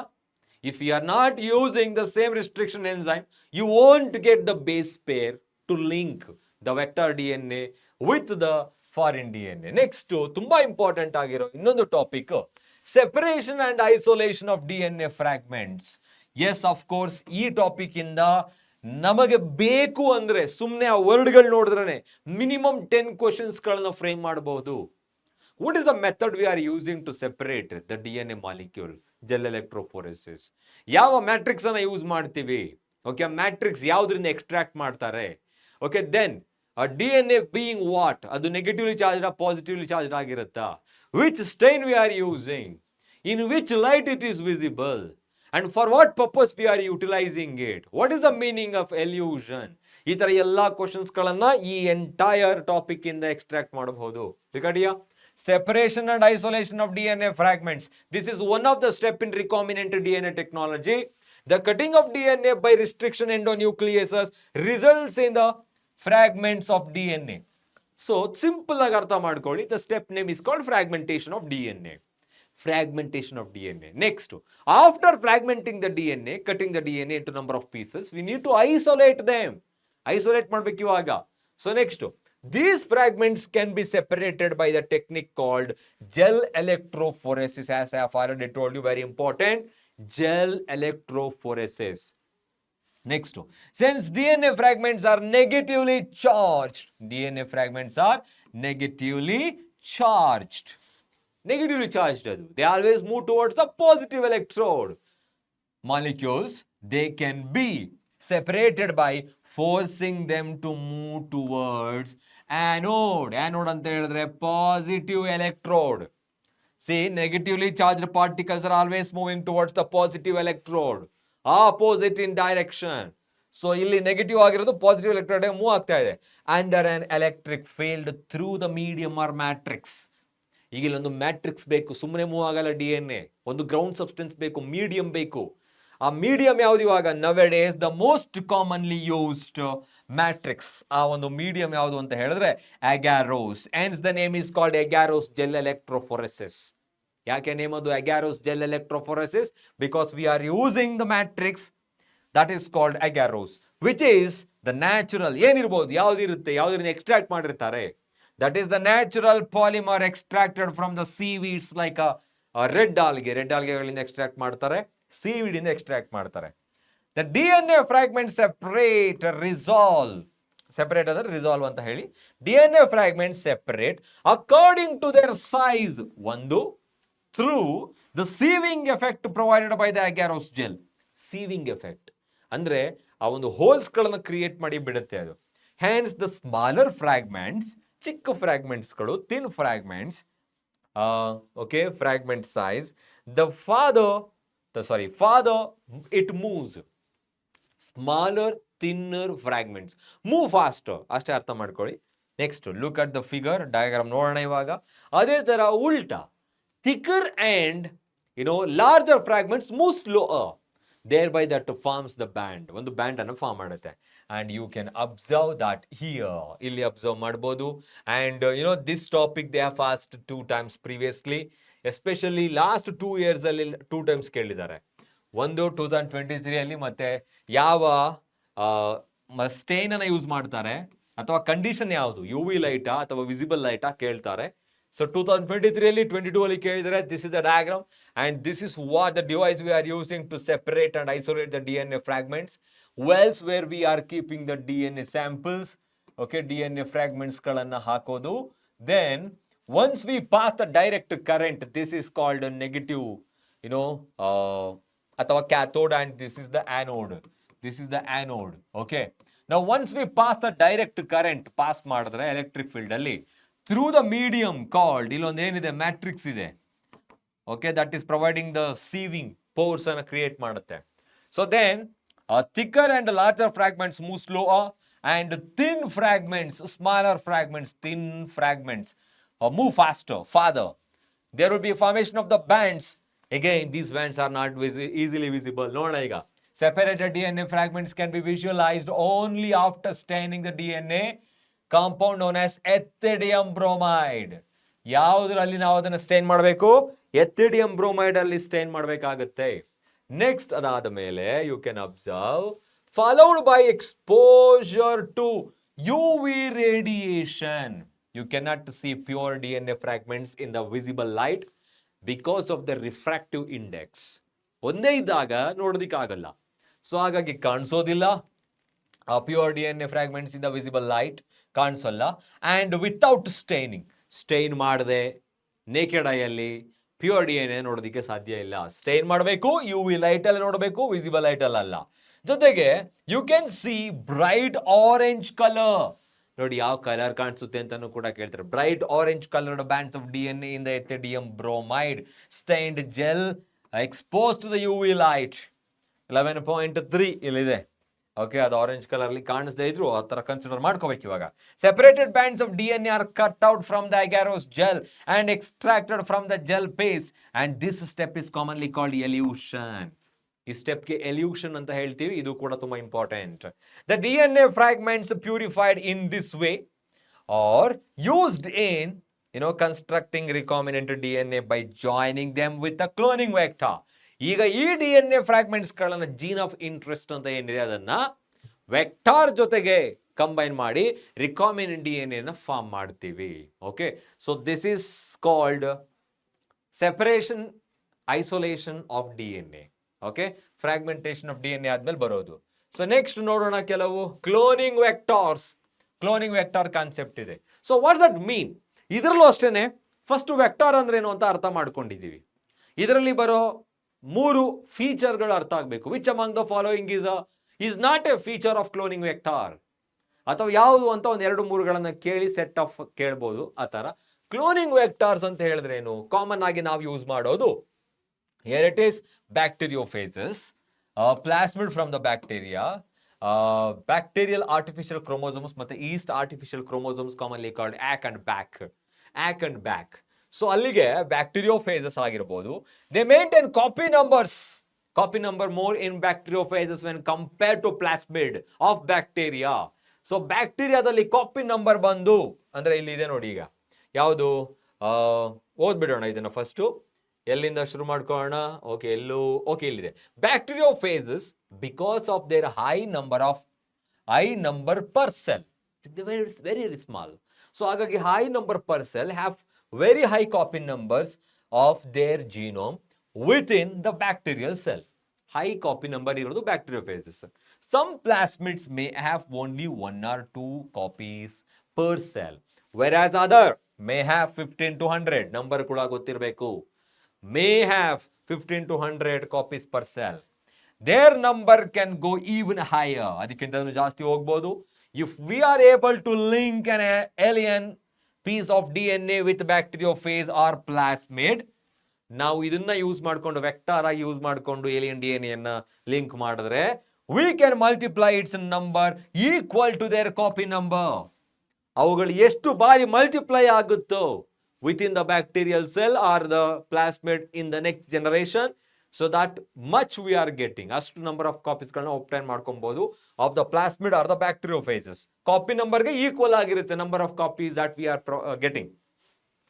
Vectors used at present are engineered in such a way that they help easy linking of foreign DNA and selection of recombinants from the non-recombinants.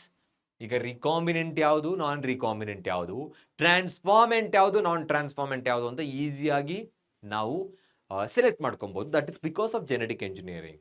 Okay, so ಈಗ ಅದರಲ್ಲಿ ಕೆಲವು ಫೀಚರ್ಸ್ಗಳಿದೆ, ಅರ್ಥ ಮಾಡ್ಕೊಳ್ಳೋಣ. What are the features of a cloning vector? ಒಂದು, origin of replication or ಇರಬೇಕು. So where the replication starts, where the replication initiates, this is the sequence from where the replication starts, and any piece of DNA when linked to the sequence can be made to replicate within the host cell. That is called origin of replication. In ಉಳಿದಿರೋದೆಲ್ಲ ಗೊತ್ತಾಗುತ್ತೆ ಇಲ್ಲಿ. Recover many copies of the target organ. It should be cloned in a vector whose origin support high copy number. Copy number will depend ಆಗುತ್ತೆ number of replication. Next, selectable marker, second feature of a cloning vector. Selectable marker ಇರಬೇಕು. ಹಾಗಿದ್ರೆ selectable marker ಅಂತ ಹೇಳಿದ್ರೇನು? In addition to the R I ಜೊತೆಗೆ the vector requires selectable markers which help in identifying. Look at this word, selectable marker function identifying and eliminating the non transformant. ಅದರ ಅರ್ಥ, if we are eliminating the non transformant, indirectly we are selecting the transformant. ಹೇಗೆ ಅಂತ next ತಿಳ್ಕೊಳ್ಳೋಣ. And selectively permitting the growth of, see, once we are eliminating the non transformant, thereby we are permitting the growth of the transformant. Transformants which are having the same type of antibiotic resistant genes, they can survive in the host survive ಆಗುತ್ತೆ ಅಂತ ಹೇಳಿ. Transformation ಅಂದ್ರೆ ಏನು? is a procedure through which a piece of DNA or the recombinant DNA is introduced in a host bacterium. Introduce ಮಾಡೋದು. Piece of DNA ನ direct introduce ಮಾಡೋಕ್ಕಾಗತ್ತಾ? ಇಲ್ಲ. ಅದನ್ನ ನಾವು ವೆಕ್ಟಾರ್ ಜೊತೆಗೆ ಕಂಬೈನ್ ಮಾಡಿ ಇಂಟ್ರೊಡ್ಯೂಸ್ ಮಾಡಬೇಕು. That is called recombinant DNA. Next ಇಲ್ಲಿ ಬ್ರಾಕೆಟ್ ಅಲ್ಲಿ ಕೊಟ್ಟಿದ್ದಾರೆ ಯಾವ ತರ ಆಯಿತು ಅಂತ ಹೇಳಿ. Normally the jeans encoding resistance, correct? The gene encoding resistance to antibiotics such as ampicillin, chloramphenicol, and tetracycline, kanamycin, etc. are considered as a useful selectable markers for Escherichia coli. Escherichia coli ಅನ್ನೋ bacteria ಒಳಭಾಗದಲ್ಲಿ if you want to do gene cloning, if you want to introduce the foreign DNA or the recombinant DNA, what are the useful selectable markers? They are called ampicillin, tetracycline, kanamycin, as well as ಇನ್ನೊಂದು ಯಾವುದು ಬಿಟ್ಟೆ, chloramphenicol. Okay, so these are all the selectable markers. Next, the normal Escherichia coli cells do not carry resistance against any of these antibiotics. Normal ಆಗಿ carry ಮಾಡಲ್ಲ. ನಾವು ಅದನ್ನ ಆ ಒಂದು vector ಅಲ್ಲಿ ಇಂಟ್ರೊಡ್ಯೂಸ್ ಮಾಡಬೇಕಾಗತ್ತೆ. Next, here it is. ಇದಕ್ಕೆ ಬರೋಣ ಇವಾಗ. ಕ್ಲೋನಿಂಗ್ ಸೈಟ್ ಅಂತ ಬಂದ್ರೆ, the third very important, the feature of the cloning vector is the cloning site. In order to link the alien DNA, the vector needs to have a very few, preferably single recognition site, that is called cloning site. For the commonly used restriction enzyme, presence of more than one recognition site ಜಾಸ್ತಿ ಇದ್ರೆ within the vector will generate several fragments which will complicate the gene cloning. Probably ಒಂದು vector ಅಲ್ಲಿ ಒಂದು recognition site ಅಥವಾ gene cloning site ಇರಬೇಕು ಅಂತ ಇದರ ಅರ್ಥ. ಮೋರ್ ದೆನ್ ಒನ್ ಇದ್ರೆ ಜೀನ್ ಕ್ಲೋನಿಂಗ್ ಅಫೆಕ್ಟ್ ಆಗುತ್ತೆ. The ligation of alien DNA is carried out a restriction site present in one of the two antibiotic resistant genes. ಎಲ್ಲಿ ಲೈಗೇಟ್ ಮಾಡಲಾಗುತ್ತೆ? Any one of the two antibiotic resistant genes, either ampicillin or the tetracycline, are indicating resistant genes. For example, ಇಲ್ಲಿದೆ ಇವಾಗ example correct ಆಗಿ ಅರ್ಥ ಮಾಡ್ಕೊಂಡ್ರೆ ಅದು meaning ಅರ್ಥ ಆಗ್ಬಿಡುತ್ತೆ. ಬಟ್ ಅದಕ್ಕಿಂತ ಮುಂಚೆ ಇಲ್ಲಿ ನೋಡೋಣ. ಇದನ್ನ ಕೇಳ್ಬಿಟ್ಟು ಇಲ್ಲಿ ಯಾವ್ದಾದ್ರು ಎ ಅಥವಾ ಇದು ಬಿ ಅಂತ ಕೇಳ್ಬೋದು. ಐಡೆಂಟಿಫೈ ಎ ಆರ್ ಬಿ ಅಂತ ಕೇಳೋ ಚಾನ್ಸಸ್ ಇರುತ್ತೆ. ಇಲ್ಲಿ ರಾಪ್, ನೆಕ್ಸ್ಟ್ ಇಲ್ಲಿ ಆರ್ ಐ, ಟೆಟ್ ಆರ್ ಅಂತ ಹೇಳಿದ್ರೆ ಗೊತ್ತಿದೆ, ampicillin, tetracycline resistance, and these are the restriction enzymes ಎಲ್ಲೆಲ್ಲಿ ಇರುತ್ತೆ ಅಂತ ಹೇಳಿ. ಸೊ ನಾವು ಅಬ್ಸರ್ವ್ ಮಾಡಿ ಇಲ್ಲಿ, you can ligate a foreign DNA at BAM1. Okay, Bacillus amyloliquefacins H1, site of tetracycline resistant genes in the vector PBR322. Artificial plasmid PBR322. Plasmid Bolivar Rodriguez 322 ಅಂತ ಹೇಳಿ ಇಲ್ಲಿದೆಯಾ word, ಅದು ವರ್ಡ್ ಇಲ್ಲದೆ ಇದ್ರೂ ನಿಮಗೆ ಗೊತ್ತಾಗ್ಬಿಡುತ್ತೆ ಏನೇನಿದೆ ಅಂತ ಹೇಳಿ. You can go through that. The recombinant plasmids will lose tetracycline resistance due to the insertion of the foreign DNA, but can still be selected out from the non-recombinant ones by planting the transformants on the ampicillin containing medium.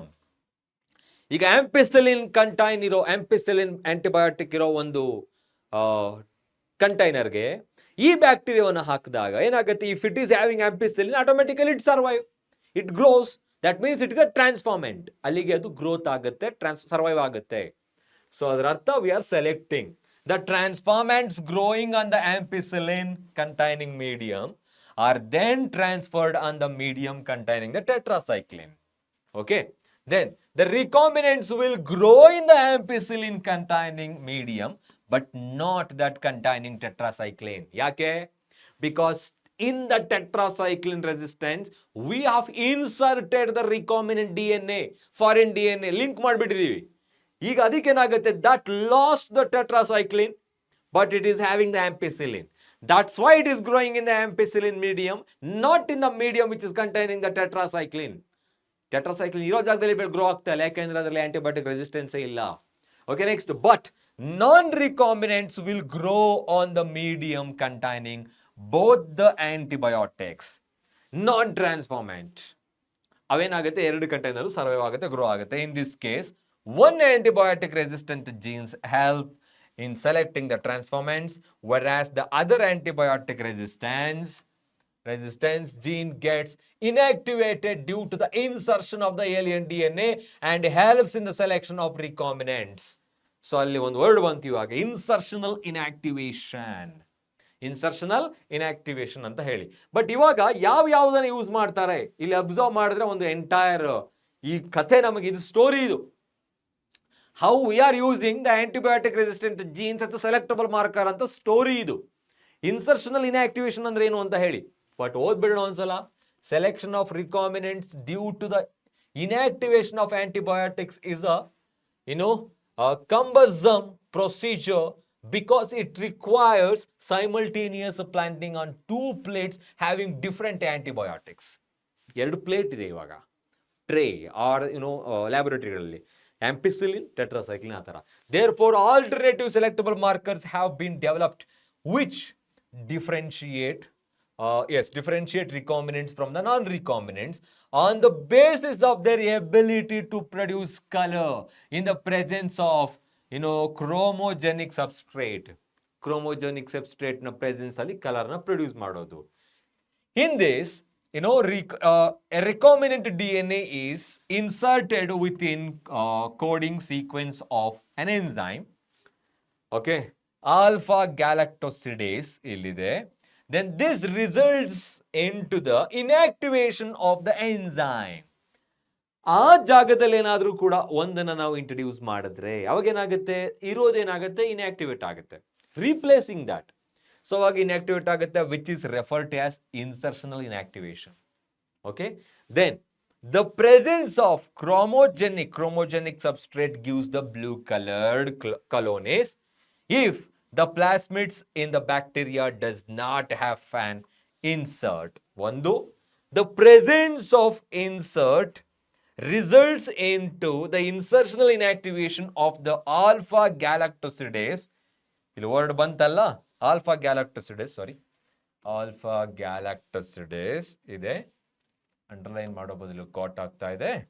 Okay, here it is, just A minute.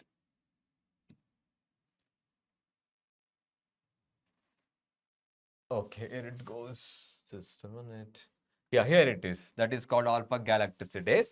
So let me read that once again. The presence of insert results into the insertional inactivation of the alpha galactosidase and the colonies do not produce any color. These are identified as a recombinant colonies. ಯಾವುದು recombinant, ಯಾವುದು recombinant ಅಲ್ಲ, recombinant ಆಗಿರೋದು ಯಾವುದು ಅದು identify ಮಾಡೋದಕ್ಕೆ, ಅಥವಾ ಆಗದೆ ಇರೋದು ಯಾವುದು ಅಂತ ಐಡೆಂಟಿಫೈ ಮಾಡೋದಕ್ಕೆ ಈ ಮೆಥಡ್ ಅನ್ನ ಯೂಸ್ ಮಾಡ್ತಾರೆ. ಸೊ ಟ್ರಾನ್ಸ್ಫಾರ್ಮೆಂಟ್ ಅನ್ನ, ರಿಕಾಮಿನೆಂಟ್ ಅನ್ನ ಸೆಲೆಕ್ಟ್ ಮಾಡ್ಕೊಳ್ಳೋದಕ್ಕೆ ಯೂಸ್ ಮಾಡೋ ಮೆಥಡ್ ಇದು insertional activation insertional inactivation. So next concept ಇಲ್ಲಿ ಯಾವಾಗ vectors for genes, cloning genes in plants and animals. ಕೆಲವನ್ನ ಕೇಳ್ತಾರೆ, ಆದ್ರೆ ನೆನ್ಪಿಟ್ಕೊಳ್ಳಿ ಯಾವ್ಯಾವುದು ಅಂತ ಹೇಳಿ. ಸಿಂಪಲ್ ಆಗಿ ಹೇಳೋದಾದ್ರೆ let me mark those words here. TDNA, okay. So ಒಂದು ಕ್ಯಾನ್ಸರಸ್ ಸೆಲ್ಸ್ಗಳು ಕನ್ವರ್ಟ್ ಆಗ್ತಾ ಇರೋದು, ಟ್ಯೂಮರ್, ಅದೇ ತರ Agrobacterium tumefaciens in the case of plant, retrovirus, next ಓದಬಹುದು ಬರುತ್ತೆ ನಿಮಗೆ, TI plasmid in the case of plants, ಆಗ್ರೋಬ್ಯಾಕ್ಟೀರಿಯಂ ಟ್ಯೂಮಿಫ್ಯಾಸಿನ್ಸ್, okay, pathogen. Observe ಮಾಡಿ ಇಲ್ಲಿ ಇದ್ರ ಎಂಟೈರ್ ಸಮ್ಮರಿ ಬಂದು ಈ ತರ ಇರುತ್ತೆ. ಈಗ ನಾವು ವೆಕ್ಟರ್ಗಳನ್ನ ಯೂಸ್ ಮಾಡ್ತಾ ಇದ್ದೀವಿ, but the same vector we can't use in both plants and animals. In the case of plants, we are using agrobacterium tumefaciens. Surprised to know that we have learned that lesson transferring genes into the plants and animals from bacteria and viruses which have known this for age. How to deliver genes to transform eukaryotic cells and force them to do what the bacteria or viruses want. For example, the agrobacterium tumefaciens, a pathogen. What is that? A pathogen. Andre, which is causing the disease in plants anta heli. Pathogen of several dicot plants is able to deliver a piece of DNA known as tDNA. What is that? Able to deliver a piece of DNA known as tDNA to transform normal plant cell into tumor and direct these tumor cells to produce the chemicals required by the pathogen. Okay, a pathogen ಏನು ಬೇಕೋ ಅದನ್ನ produce ಮಾಡೋ ability ಅದಕ್ಕೆ ಇರುತ್ತೆ, produce ಮಾಡುತ್ತೆ. Similarly, the retroviruses in animals, this is what very important. Adenoviruses, retroviruses in animals have an ability to transform the normal cells into cancerous cells. Plant ಅಲ್ಲಿ tumour ಆಗಿ ಇಲ್ಲಿ ಕ್ಯಾನ್ಸರಸ್ ಸೆಲ್ಸ್ ಆಗಿ ಎಬಿಲಿಟಿಯನ್ನು ಹೊಂದಿರುತ್ತೆ. So a better understanding, okay, of the art of delivering the genes by pathogens in their eukaryotic host has generated knowledge to transform these tools of pathogens into useful vectors for delivering genes of interest to humans. Not only there, ಈಗ ನಾವು ಎಲ್ಲೆಲ್ಲಿ ಬೇರೆ ಕಡೆ ಒಂದು example ಕೊಡ್ತೀನಿ. Gene ಥೆರಪಿಯಲ್ಲಿ common ಆಗಿ ಲಿಂಫೋಸೈಟ್ಸ್ಗಳ ಒಳಗಡೆಗೆ ನಾವು ಫಂಕ್ಷನಲ್ ADA ಜೀನ್ ಅನ್ನ ಇಂಟ್ರೊಡ್ಯೂಸ್ ಮಾಡಬೇಕು ಅಂದ್ರೆ there we are using retroviruses. So ಅಲ್ಲಿಗೆ ಅದನ್ನ ಯೂಸ್ ಮಾಡ್ತಾ ಇದೀವಿ ಅಂತ ಅರ್ಥ. We are using them. Okay, the tumour inducing TI plasmid of Agrobacterium tumefaciens has now been modified into cloning vector. Tumour inducing, tumour ಅನ್ನ form ಮಾಡೋ plasmid ಅನ್ನ ಇವತ್ತು ನಾವು ಜೀನ್ ಕ್ಯಾರಿಯರ್ ಆಗಿ ಯೂಸ್ ಮಾಡ್ತಾ ಇದೀವಿ. In the case of plant ಅಲ್ಲಿ use ಮಾಡ್ತಾ ಇದೀವಿ. So then cloning vector which is no more pathogenic to the plants, but it is still able to use the mechanisms to deliver the gene of our interest into the variety of plants.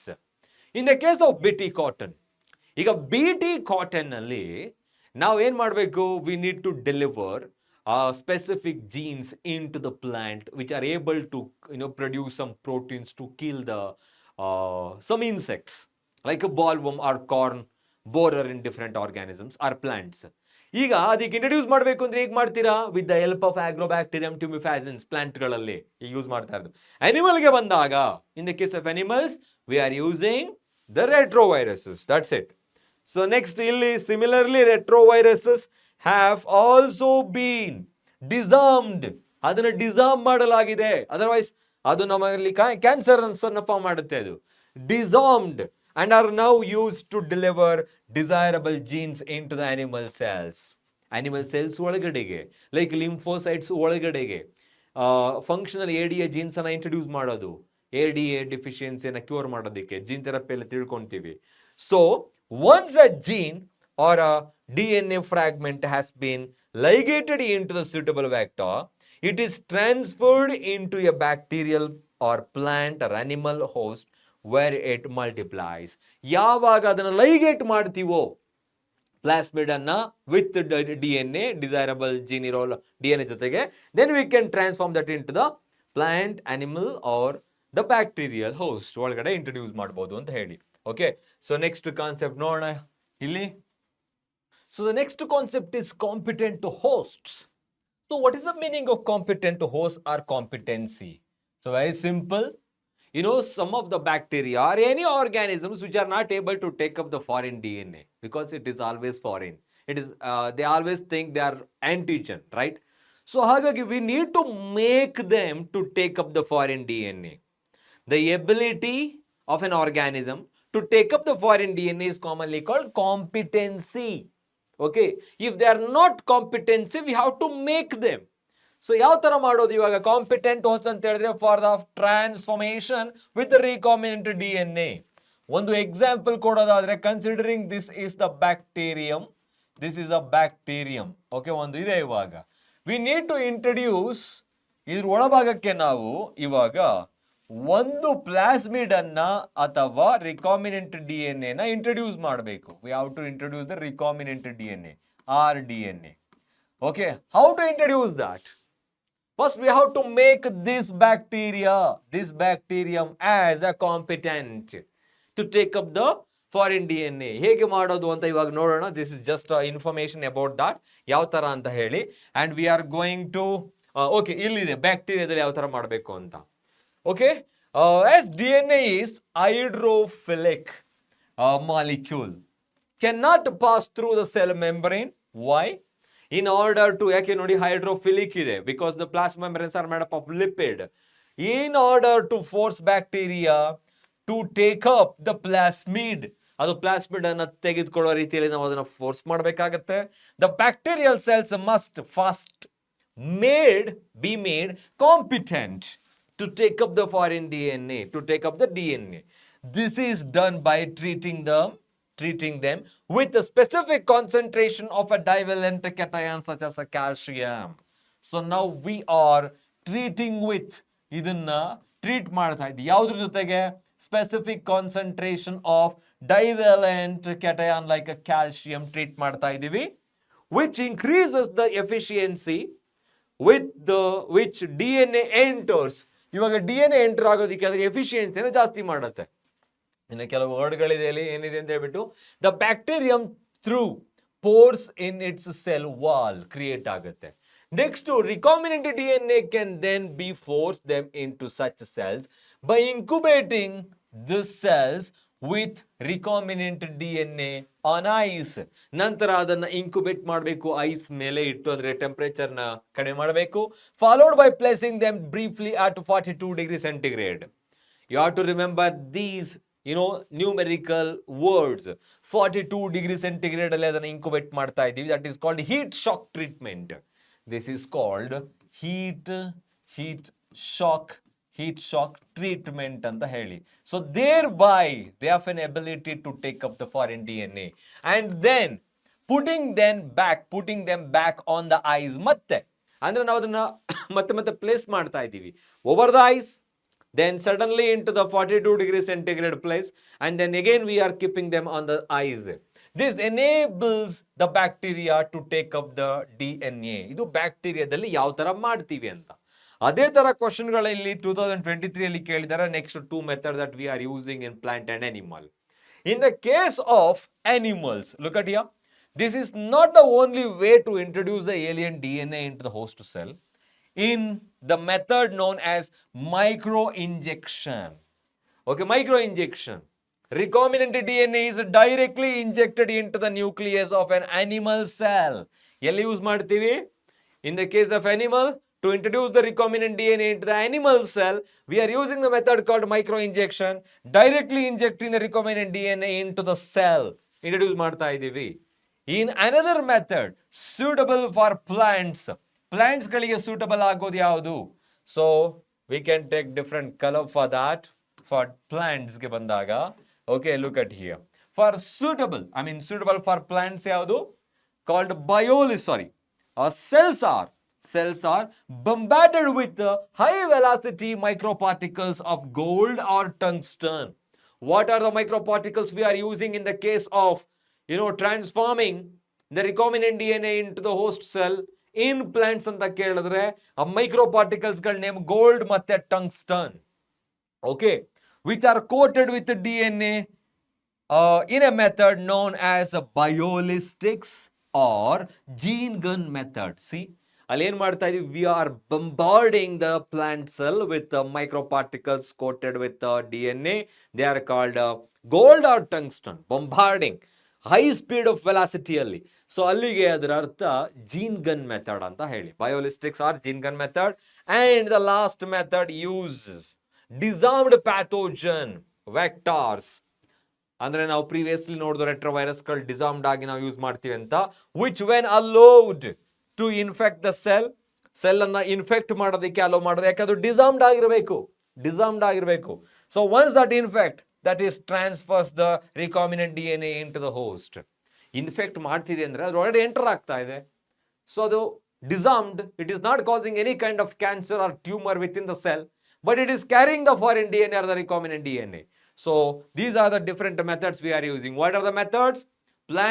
Bacteria ಅಂತ ಬಂದಾಗ ಅಲ್ಲಿ specific concentration of divalent such as calcium ಅನ್ನ use ಮಾಡೋದ್ರ ಮುಖಾಂತರ, incubating over the eyes as well as 42 degree centigrade ಮೇಲೆ ಇಟ್ಟು, plate ಮೇಲೆ ಇಟ್ಟು, ನಂತರ ಐಸ್ ಮೇಲೆ ಇನ್ಕ್ಯುಬೇಟ್ ಮಾಡಿ ಅದನ್ನ ಥರ್ಮಲ್ ಶಾಕ್ ಮುಖಾಂತರ, ಹೀಟ್ ಶಾಕ್ ಟ್ರೀಟ್ಮೆಂಟ್ ಮುಖಾಂತರ ಯೂಸ್ ಮಾಡ್ತೀವಿ.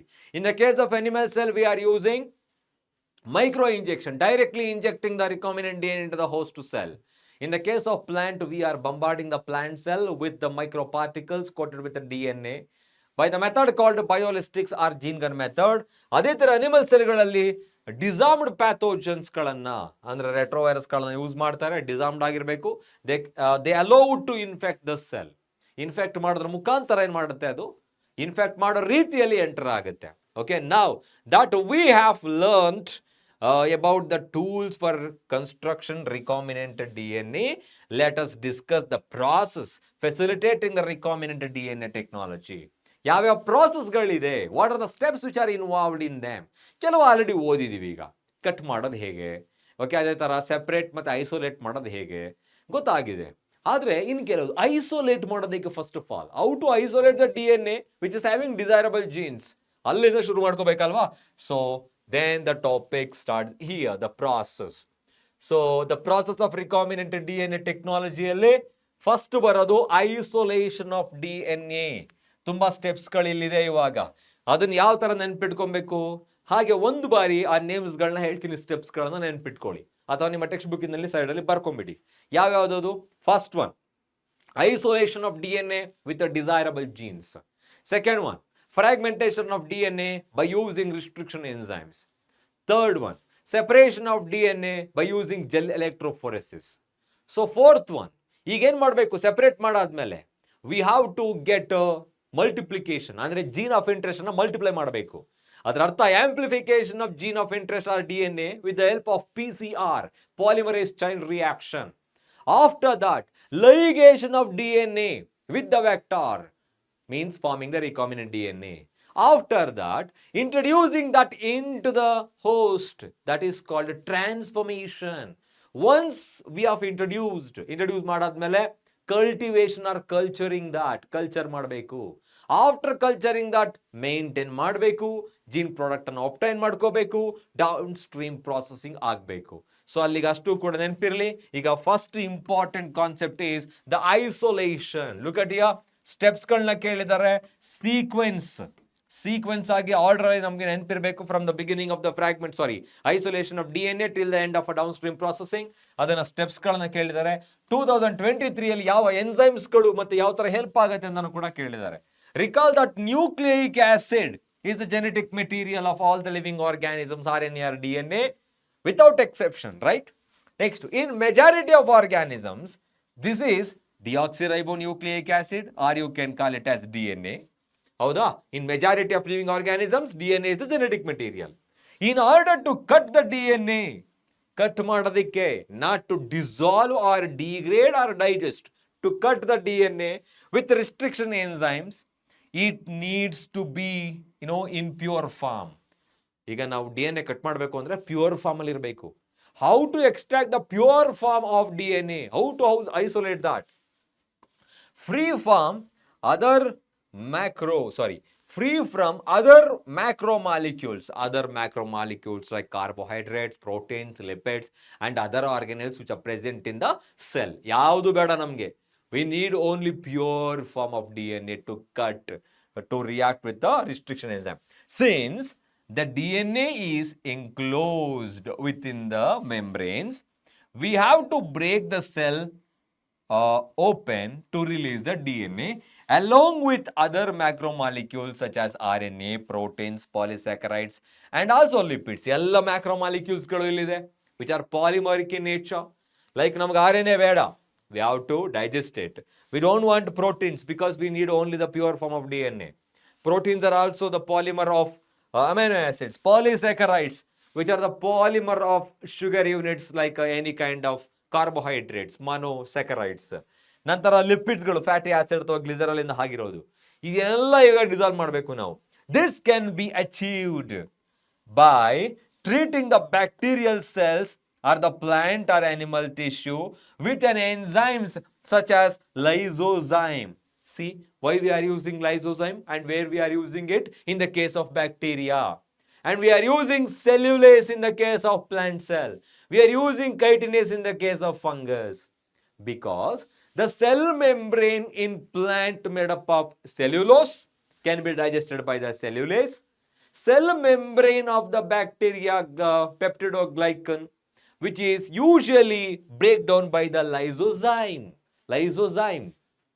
And the cell membrane of the fungal cell made up of chitin, hard substance, can be break down by the chitinase.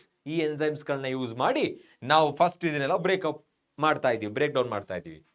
ಇದು ಸ್ಪೂಲಿಂಗ್ ಅನ್ನೋ ಒಂದು concept. Okay, DNA that separate out can be removed by spooling, precipitation of DNA with the help of chilled ethanol. We are going to discuss that. So okay, you know that genes are located on the long molecule of DNA. Okay, just a minute. Long molecule of DNA, and after that, so intertwined with the proteins such as histones, right? The RNA can be removed. Then how you are removing the RNA? RNA can be removed by treating with ribonuclease. I will marking both. RNA with the help of ribonuclease, dissolving the RNA. Whereas the protein can be removed by the treatment with the protease. Protease ಅನ್ನು use ಮಾಡಿಕೊಂಡು protein ಅನ್ನ, RNAs ಅನ್ನು use ಮಾಡಿಕೊಂಡು RNA ಅನ್ನ remove ಮಾಡಲಾಗುತ್ತೆ, digest ಮಾಡಲಾಗುತ್ತೆ. Degradation. Other molecules can be removed by appropriate treatment and purified DNA ultimately precipitate out after the addition of chilled ethanol that forms the bond that precipitate the DNA, purify the DNA. Okay, then this can be seen as a collection of fine threads in a suspension. Figure ನಾವು previously ನೋಡಿದ್ವು. So this is how, what we need to remember. Isolation of DNA ಅಲ್ಲಿ ಕೆಲವು ವರ್ಡ್ಸ್ಗಳನ್ನ ನೆನ್ಪಿಟ್ಕೊಬೇಕು. ಯಾವ್ಯಾವ ವರ್ಡ್ಸ್ಗಳು? ಅವಾಗಲೇ ಹೇಳಿದಾಗೆ lysozyme in bacteria, cellulase in plant, chitinase in fungal cell, ಇವು ಮೂರು ಒಂದು ಕಡೆ. Ribonuclease to dissolve or remove the RNA, protease to remove the protein or to dissolve the protein. Next, ಅದಾದ್ಮೇಲೆ different types of methods we are using to remove other components, and DNA can be precipitated by adding the chilled ethanol. Okay, that is a component of the one of the component of the steps involved in recombinant DNA. Cutting of DNA at specific location. Already ಓದಿದೀವಿ. Cutting of DNA with the help of restriction enzyme. ಇಲ್ಲಿದೆ ಇವಾಗ restriction enzymes, digestions are performed by incubating purified DNA molecules with the restriction enzyme. Incubate, ಒಟ್ಟಿಗೆ ಇಡೋದು, incubate ಮಾಡೋದು simulated condition ಅಲ್ಲಿ at the optimal condition, ಖಾಲಿ ಹೆಸರಲ್ಲೇ ಹೇಳ್ತದೆ, optimal condition simulated, everything should be proper, okay, for that specific enzyme. Agarose gel electrophoresis is employed to check the progression of the restriction enzyme digestion. ಅದನ್ನು use ಮಾಡಲಾಗುತ್ತೆ. DNA is negatively charged molecule, hence it moves towards the positive electrode. Okay, anode ಕಡೆಗೆ move ಆಗುತ್ತೆ because they are negatively charged. So we have already discussed under the topic gel electrophoresis. The process is repeated with the vector DNA also. ಇದೇ process ಅನ್ನ vector DNA ಕೂಡ ಮಾಡಲಾಗುತ್ತೆ because we need same 6 base pair which are palindromic in sequence. Okay, nucleotides ಗಳಿರಬೇಕು. The joining of DNA involves several processes.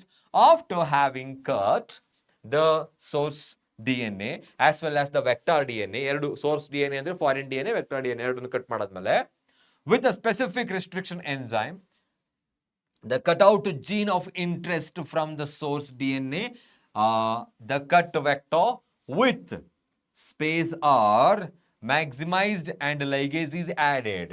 So ಅಲ್ಲಿಗೆ ligase ಅನ್ನು add ಮಾಡಲಾಗುತ್ತೆ.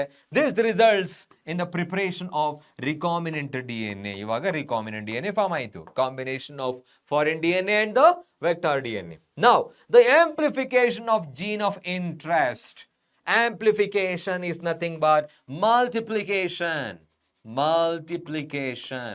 also called gene cloning, obtaining the multiple copies of ಇಲ್ಲೇ ಇದೆ ಈಗ. So what is that? PCR technology, polymerase chain reaction, stands for polymerase chain reaction.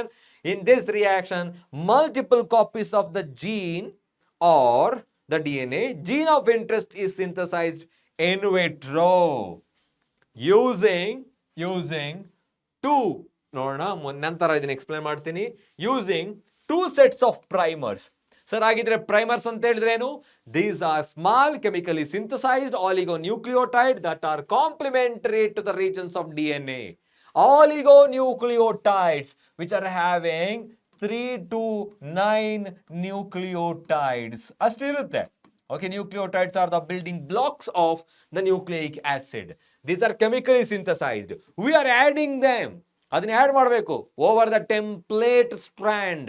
Step ಬರುತ್ತೆ, ಈಗ ತಿಳ್ಕೊಳ್ಳೋಣ. Okay, and the enzyme DNA polymerase, ಅಲ್ಲಿ DNA polymerase enzyme ಅನ್ನು use ಮಾಡ್ತೀವಿ.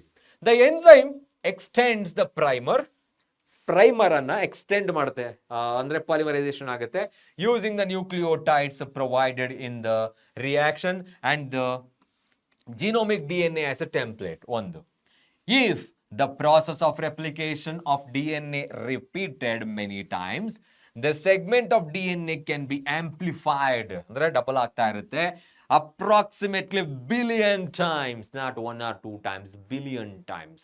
ನಮ್ಗೆ ಅನ್ಸುತ್ತೆ ಡಬಲ್ ಮಾಡಿದ್ರೆ 2 ಬರುತ್ತೆ, ಮತ್ತೆ ಡಬಲ್ ಮಾಡಿದ್ರೆ 4 ಬರುತ್ತೆ, ಬಟ್ ಇದನ್ನೇ ಒಂದು ಜಸ್ಟ್ 30 times ರಿಪೀಟ್ ಮಾಡಿ. Try to repeat that. Okay, so means one cycle 2 you are getting, second cycle 4, third cycle 8, next fourth ಅಲ್ಲಿ 16, ನೆಕ್ಸ್ಟ್ ಫಿಫ್ತ್ ಅಲ್ಲಿ 32, ಸಿಕ್ಸ್ತ್ ಅಲ್ಲಿ 64 ಆಯ್ತು. ಡಬಲ್ ಮಾಡ್ತಾ 30ಗೆ ಎಷ್ಟು ಬರುತ್ತೆ ಅಂತ ಚೆಕ್ ಮಾಡಿ. ಓಕೆ, ಸೊ ಅಲ್ಲಿಗೆ ಆಂಪ್ಲಿಫೈ ಆಗ್ತಾ ಇರುತ್ತೆ. 1 billion copies are made.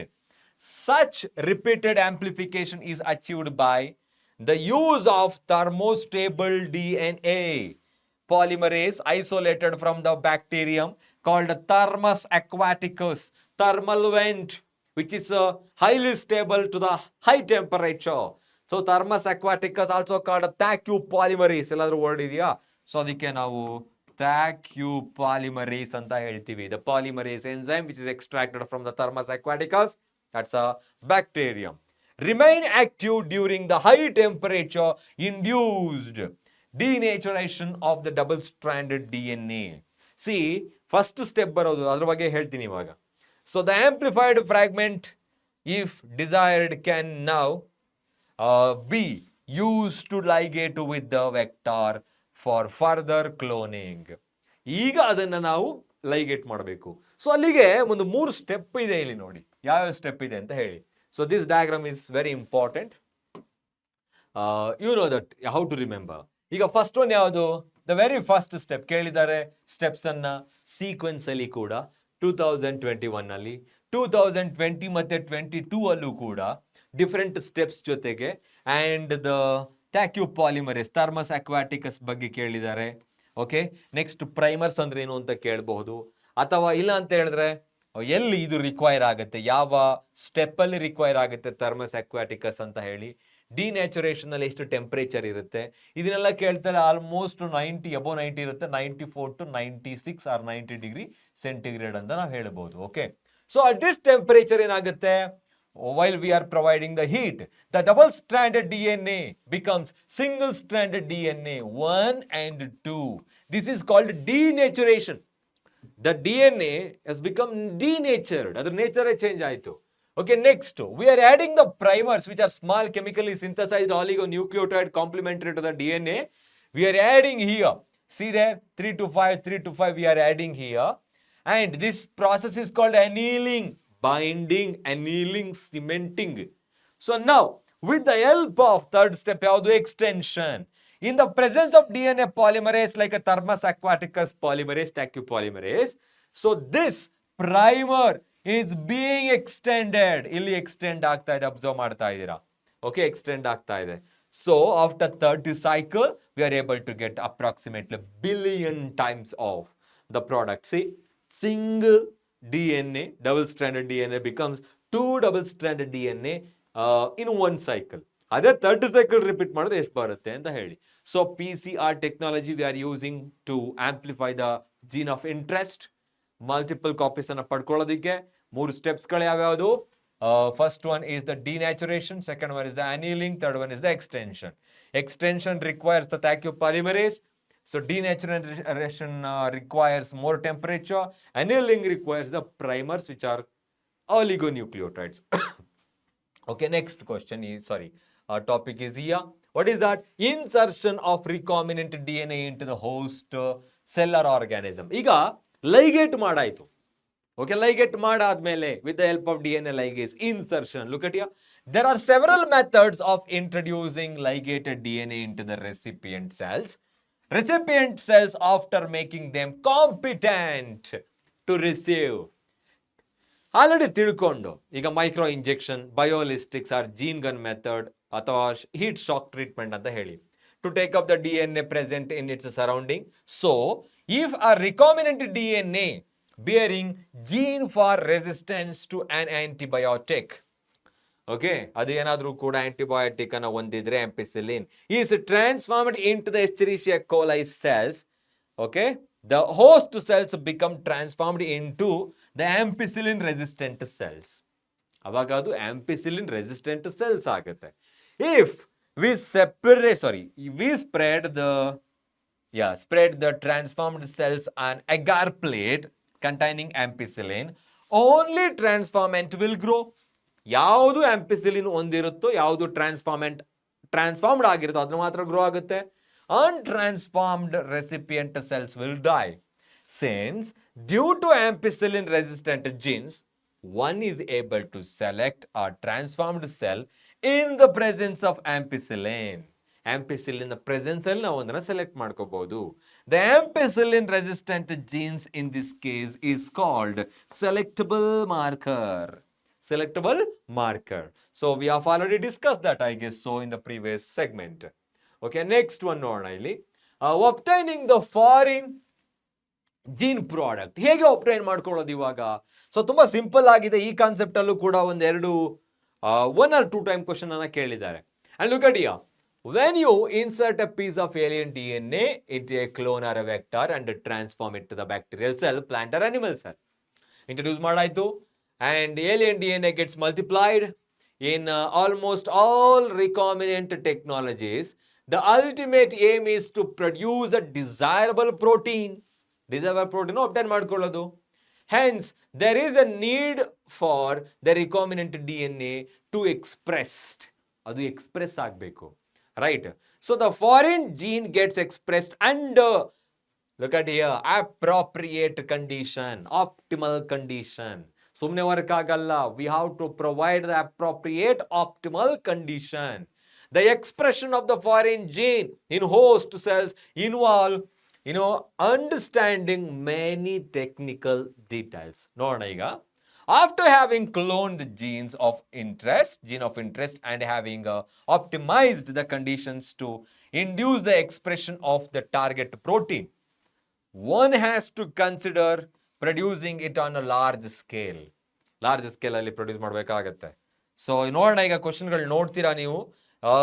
If any protein encoding gene is expressed in the heterologous host is called recombinant protein. ಏನಂತ ಹೇಳ್ತಾರೆ ಅದನ್ನ? Recombinant protein. ಓಕೆ, ನೆಕ್ಸ್ಟ್ ಅದಾದ್ಮೇಲೆ the cells harboring cloned genes of interest may be grown on small scale in the laboratory.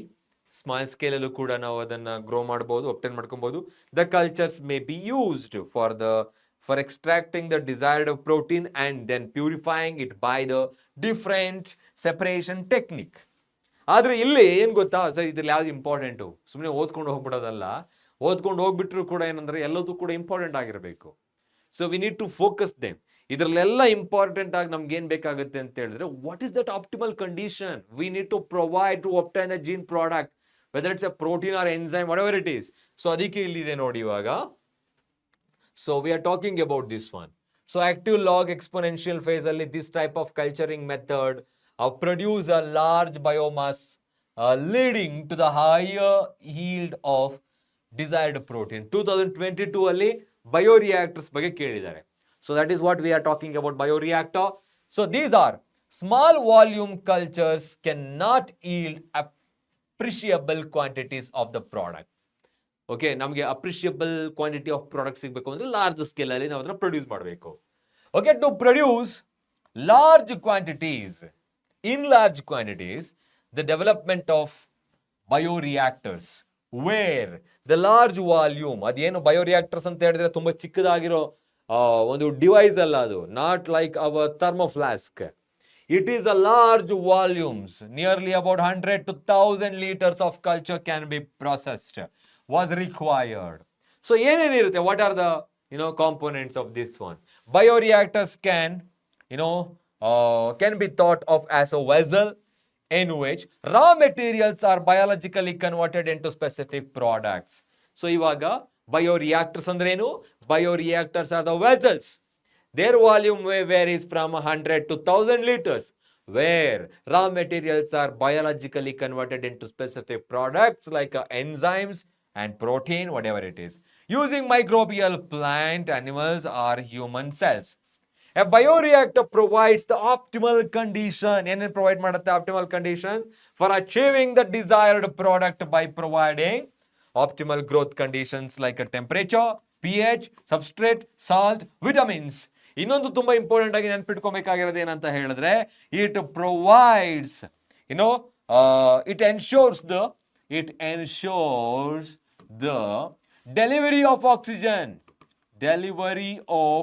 oxygen throughout the process.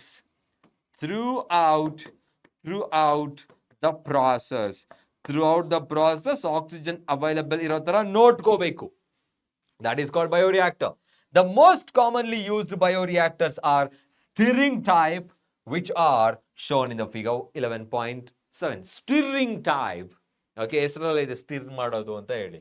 ಇಲ್ಲಿದೆ ಇವಾಗ ಎರಡು ಅಂದ್ರೆ components ಗಳನ್ನ ಕೇಳ್ತಾರೆ, ಅಥವಾ ನಿಮ್ಗೆ ಗೊತ್ತಿರಬಹುದು ಡಯಾಗ್ರಾಮ್ ಬೇಸ್ಡ್ ಅಂತ ಬಂದಾಗ ಯಾವ್ದಾದ್ರು ಲೇಬಲ್ಗಳನ್ನ ತೆಗೆದ್ಬಿಟ್ಟು ABCD ಅಂತ ಕೇಳಬಹುದು. Okay, how to focus that. Sterile air is moving out, and here it is a culture broth, flat bladed impeller, foam breaker, motor, acid base, pH control ಮಾಡೋದಕ್ಕೆ, and steam for sterilization. ಇಲ್ಲೂ ಕೂಡ ಇದೆ ನೋಡಿ, ಇದು open surface. ಇವಾಗ gas ಎಂಟ್ರೈನ್ಮೆಂಟ್ ಯಾವ ತರ ಅದು ಹೊರಗಡೆ ಬಬಲ್ಸ್ಗಳು ಹೊರಗಡೆ ಬರ್ತಾ ಇದೆ ನೋಡಿ, ಎಂಟ್ರೈನ್ಮೆಂಟ್ ಆಗ್ತಾ ಇರೋದು. Increase the surface area for oxygen transfer. So surface area increase ಆಗಿರುತ್ತೆ because to transfer the oxygen ಅಂತ ಹೇಳಿ. ಸೊ ನಂತರ ಬಬಲ್ಸ್ ಇಲ್ಲಿ dramatically increase the oxygen transfer area. ಬಬಲ್ಸ್ಗಳು ಯಾವ ತರ ಹೆಲ್ಪ್ ಆಗುತ್ತೆ ಅಂತ ಹೇಳಿ. ಸೊ ದೀಸ್ ಟು ಆರ್, ಅಥವಾ ಐಡೆಂಟಿಫೈ ಮಾಡಿ ಅಂತ ಕೇಳ್ಬೋದು. ಯಾವ್ದಾದ್ರು ಒಂದು ಡಯಾಗ್ರಾಮ್ ನ ಕೊಟ್ಬಿಟ್ಟು ಸಿಂಪಲ್ ಸ್ಟಿರ್ಡ್ ಟ್ಯಾಂಕ್ ಬಯೋರಿಯಾಕ್ಟರ್ ಯಾವುದು, ಸ್ಪರ್ಜ್ಡ್ ಸ್ಟಿರ್ಡ್ ಟ್ಯಾಂಕ್ ಬಯೋರಿಯಾಕ್ಟರ್ ಯಾವುದು ಅಂತಾನು ಕೂಡ ಕೇಳಬಹುದು. ಸೊ ಹಾಗಾಗಿ ಡಯಾಗ್ರಾಮ್ ಬೇಸ್ಡ್ ಕ್ವಶನ್ ಬಂದಾಗ ಈ ತರ ನೆನ್ಪಿಟ್ಕೊಳ್ಳಿ. Next, a stirred tank bioreactor is usually cylindrical or with a curved base to facilitate the mixing of the reactor content. ಅದನ್ನ ರಿಯಾಕ್ಟ್ ಮಾಡೋದಕ್ಕೆ ವೆಸಲ್ ಟೈಪ್ ಅಲ್ಲಿ ನ್ಯಾರೋ ಆಗಿ ಬೇಸ್ ಯಾವ ತರ ಇರಬೇಕು ಆ ತರ ಇರುತ್ತೆ. The stirrer facilitates even mixing and oxygen availability throughout the bioreactor. So this is what very important. ನಾನು previous slide ಅಲ್ಲಿ ಹೇಳಿದೆ. Alternatively, air can be bubbled throughout the reactor. If you look at the figure closely, you will see that the bioreactor has an agitator system. So what are the components? Now we are talking about the components. So components of the bioreactors. So what are they? One is called agitator system, flat bladed impeller like that, an oxygen delivery system, and a foam control system, a temperature control system, a pH control system, and sampling portal. Sorry for this, we can't erase like that. Okay, and what is that? Just a minute. Yeah, sampling portal ಏನಂತ ಹೇಳಿದ್ರೆ, sampling port ಅಂತ ಹೇಳಿದ್ರೆ ಈಗ ಮಧ್ಯದಲ್ಲಿ in between whether the products have been obtained or not to check that. Okay, that small volumes of the culture can be withdrawn periodically. Now and then, periodically, with regular intervals, we can withdraw and we can test them. So this is all about the bioreactor. Now we are talking about a downstream processing. ಏನು down stream processing ಅಂತ ಹೇಳಿದ್ರೆ simple ಆಗಿ 3 word ಅನ್ನು ನೆನಪಿಟ್ಕೊಳ್ಳಿ. ಒಂದು separation and the second word is called purification or formulation, and the last one is preservation. Okay, what it is not required here, ಯಾವುದಿಲ್ಲ, expression ಅನ್ನೋ word ಇರೋದಿಲ್ಲ, which is not A component of downstream processing ಅಂತ ಕೇಳ್ತಾರೆ. ಅದರಲ್ಲಿ 3 ಯಾವುದಾದ್ರೂ ಇದನ್ನ ಕೊಟ್ಬಿಟ್ಟು ಇನ್ನೊಂದು ಎಕ್ಸ್ಪ್ರೆಷನ್ ಅಂತ ಆಡ್ ಮಾಡಿರ್ತಾರೆ. Expression is not the component of downstream processing. ಹಾಗಂತ ಹೇಳಿದ್ರೆ ಏನು, after the completion of the biosynthetic stage, once the product have been obtained, so the product has to be subjected through a series of process before it is ready for marketing as a finished product. Okay, all these processes include separation, purification, which are collectively referred as a downstream processing. All these processes before marketing, they are called separation, purification, formulation, and preservation. They are called downstream processing. The product has to be formulated with a suitable preservative ಅನ್ನ add ಮಾಡಿ ಅದನ್ನ formulate ಮಾಡಬೇಕಾಗತ್ತೆ. Such formulation has to undergo through clinical trials as in the case of drugs. ಈಗ product ಏನಾದರೂ drugs ಆಗಿದ್ರೆ, drugs in the cans medicines ಆಗಿದ್ರೆ, then we have to run clinical trials. Clinical trial ಆಗಬೇಕಾಗತ್ತೆ. So strict quality control testing for each product is also required. Line by line ಯಾಕೆ ಓದಬೇಕು ಅಂತ ಈಗ ಗೊತ್ತಾಗ್ತಾ ಇದೆ. Okay, the downstream processing and quality control testing vary from product to product. ಈಗ ಪ್ರಾಡಕ್ಟ್ಗಳು ತುಂಬ ಸಿಂಪ್ಲಿಫೈಡ್ ಆಗಿದ್ರೆ, ಇನ್ ದ ಕೇಸ್ ಆಫ್ ನೋಡಿ ಇವಾಗ ವಾಟರ್, ಈಗ ವಾಟರ್ನ ಪ್ರಾಸೆಸಿಂಗ್ ಮಾಡಿ ಸೆಲ್ ಮಾಡ್ತಾರೆ, ಅದಕ್ಕೆ ಬೇರೆ ರೀತಿಯ ಕ್ವಾಲಿಟಿ ಟೆಸ್ಟಿಂಗ್ ಏಜೆನ್ಸಿಗಳಿರುತ್ತೆ. When they are fruit processing ಆಗಿರ್ಬೋದು, ಫ್ರೂಟ್ ಜ್ಯೂಸನ್ನು, ಇಲ್ಲ ಅಂತ ಹೇಳಿದ್ರೆ ಮೆಡಿಕಲ್ ಸಪ್ಲಿಮೆಂಟ್ಸ್ಗಳು, ಫುಡ್ ಸಪ್ಲಿಮೆಂಟ್ಸ್ಗಳು, ಡ್ರಗ್ಸ್ಗಳು, ಇವುಗಳಿಗೆ ಬೇರೆ ಬೇರೆ ರೀತಿಯ ಪ್ಯಾರಾಮೀಟರ್ಸ್ಗಳು, ಕ್ವಾಲಿಟಿ ಟೆಸ್ಟಿಂಗ್ ಏಜೆನ್ಸಿಗಳು ಚೇಂಜ್ ಆಗ್ತಾ ಹೋಗುತ್ತೆ, ಪ್ಯಾರಾಮೀಟರ್ಗಳು ಚೇಂಜ್ ಆಗುತ್ತೆ. So this is about this is about the biotechnology and it's application, right? ಅಲ್ಲ, ಅಪ್ಲಿಕೇಶನ್ ಅಲ್ಲ, ಇದು principles and processes. I hope you understood the chapter from the beginning of the principles of biotechnology till the end of the recombinant DNA technology step called downstream processing. Okay, so ಮತ್ತೆ ಸಿಗೋಣ. Please go through every line, every minute. If you have any doubts, you are free to comment and we are there to reply with the perfect answer. So ಮತ್ತೆ ಸಿಗೋಣ. Till then, take care. Have a nice day, everyone.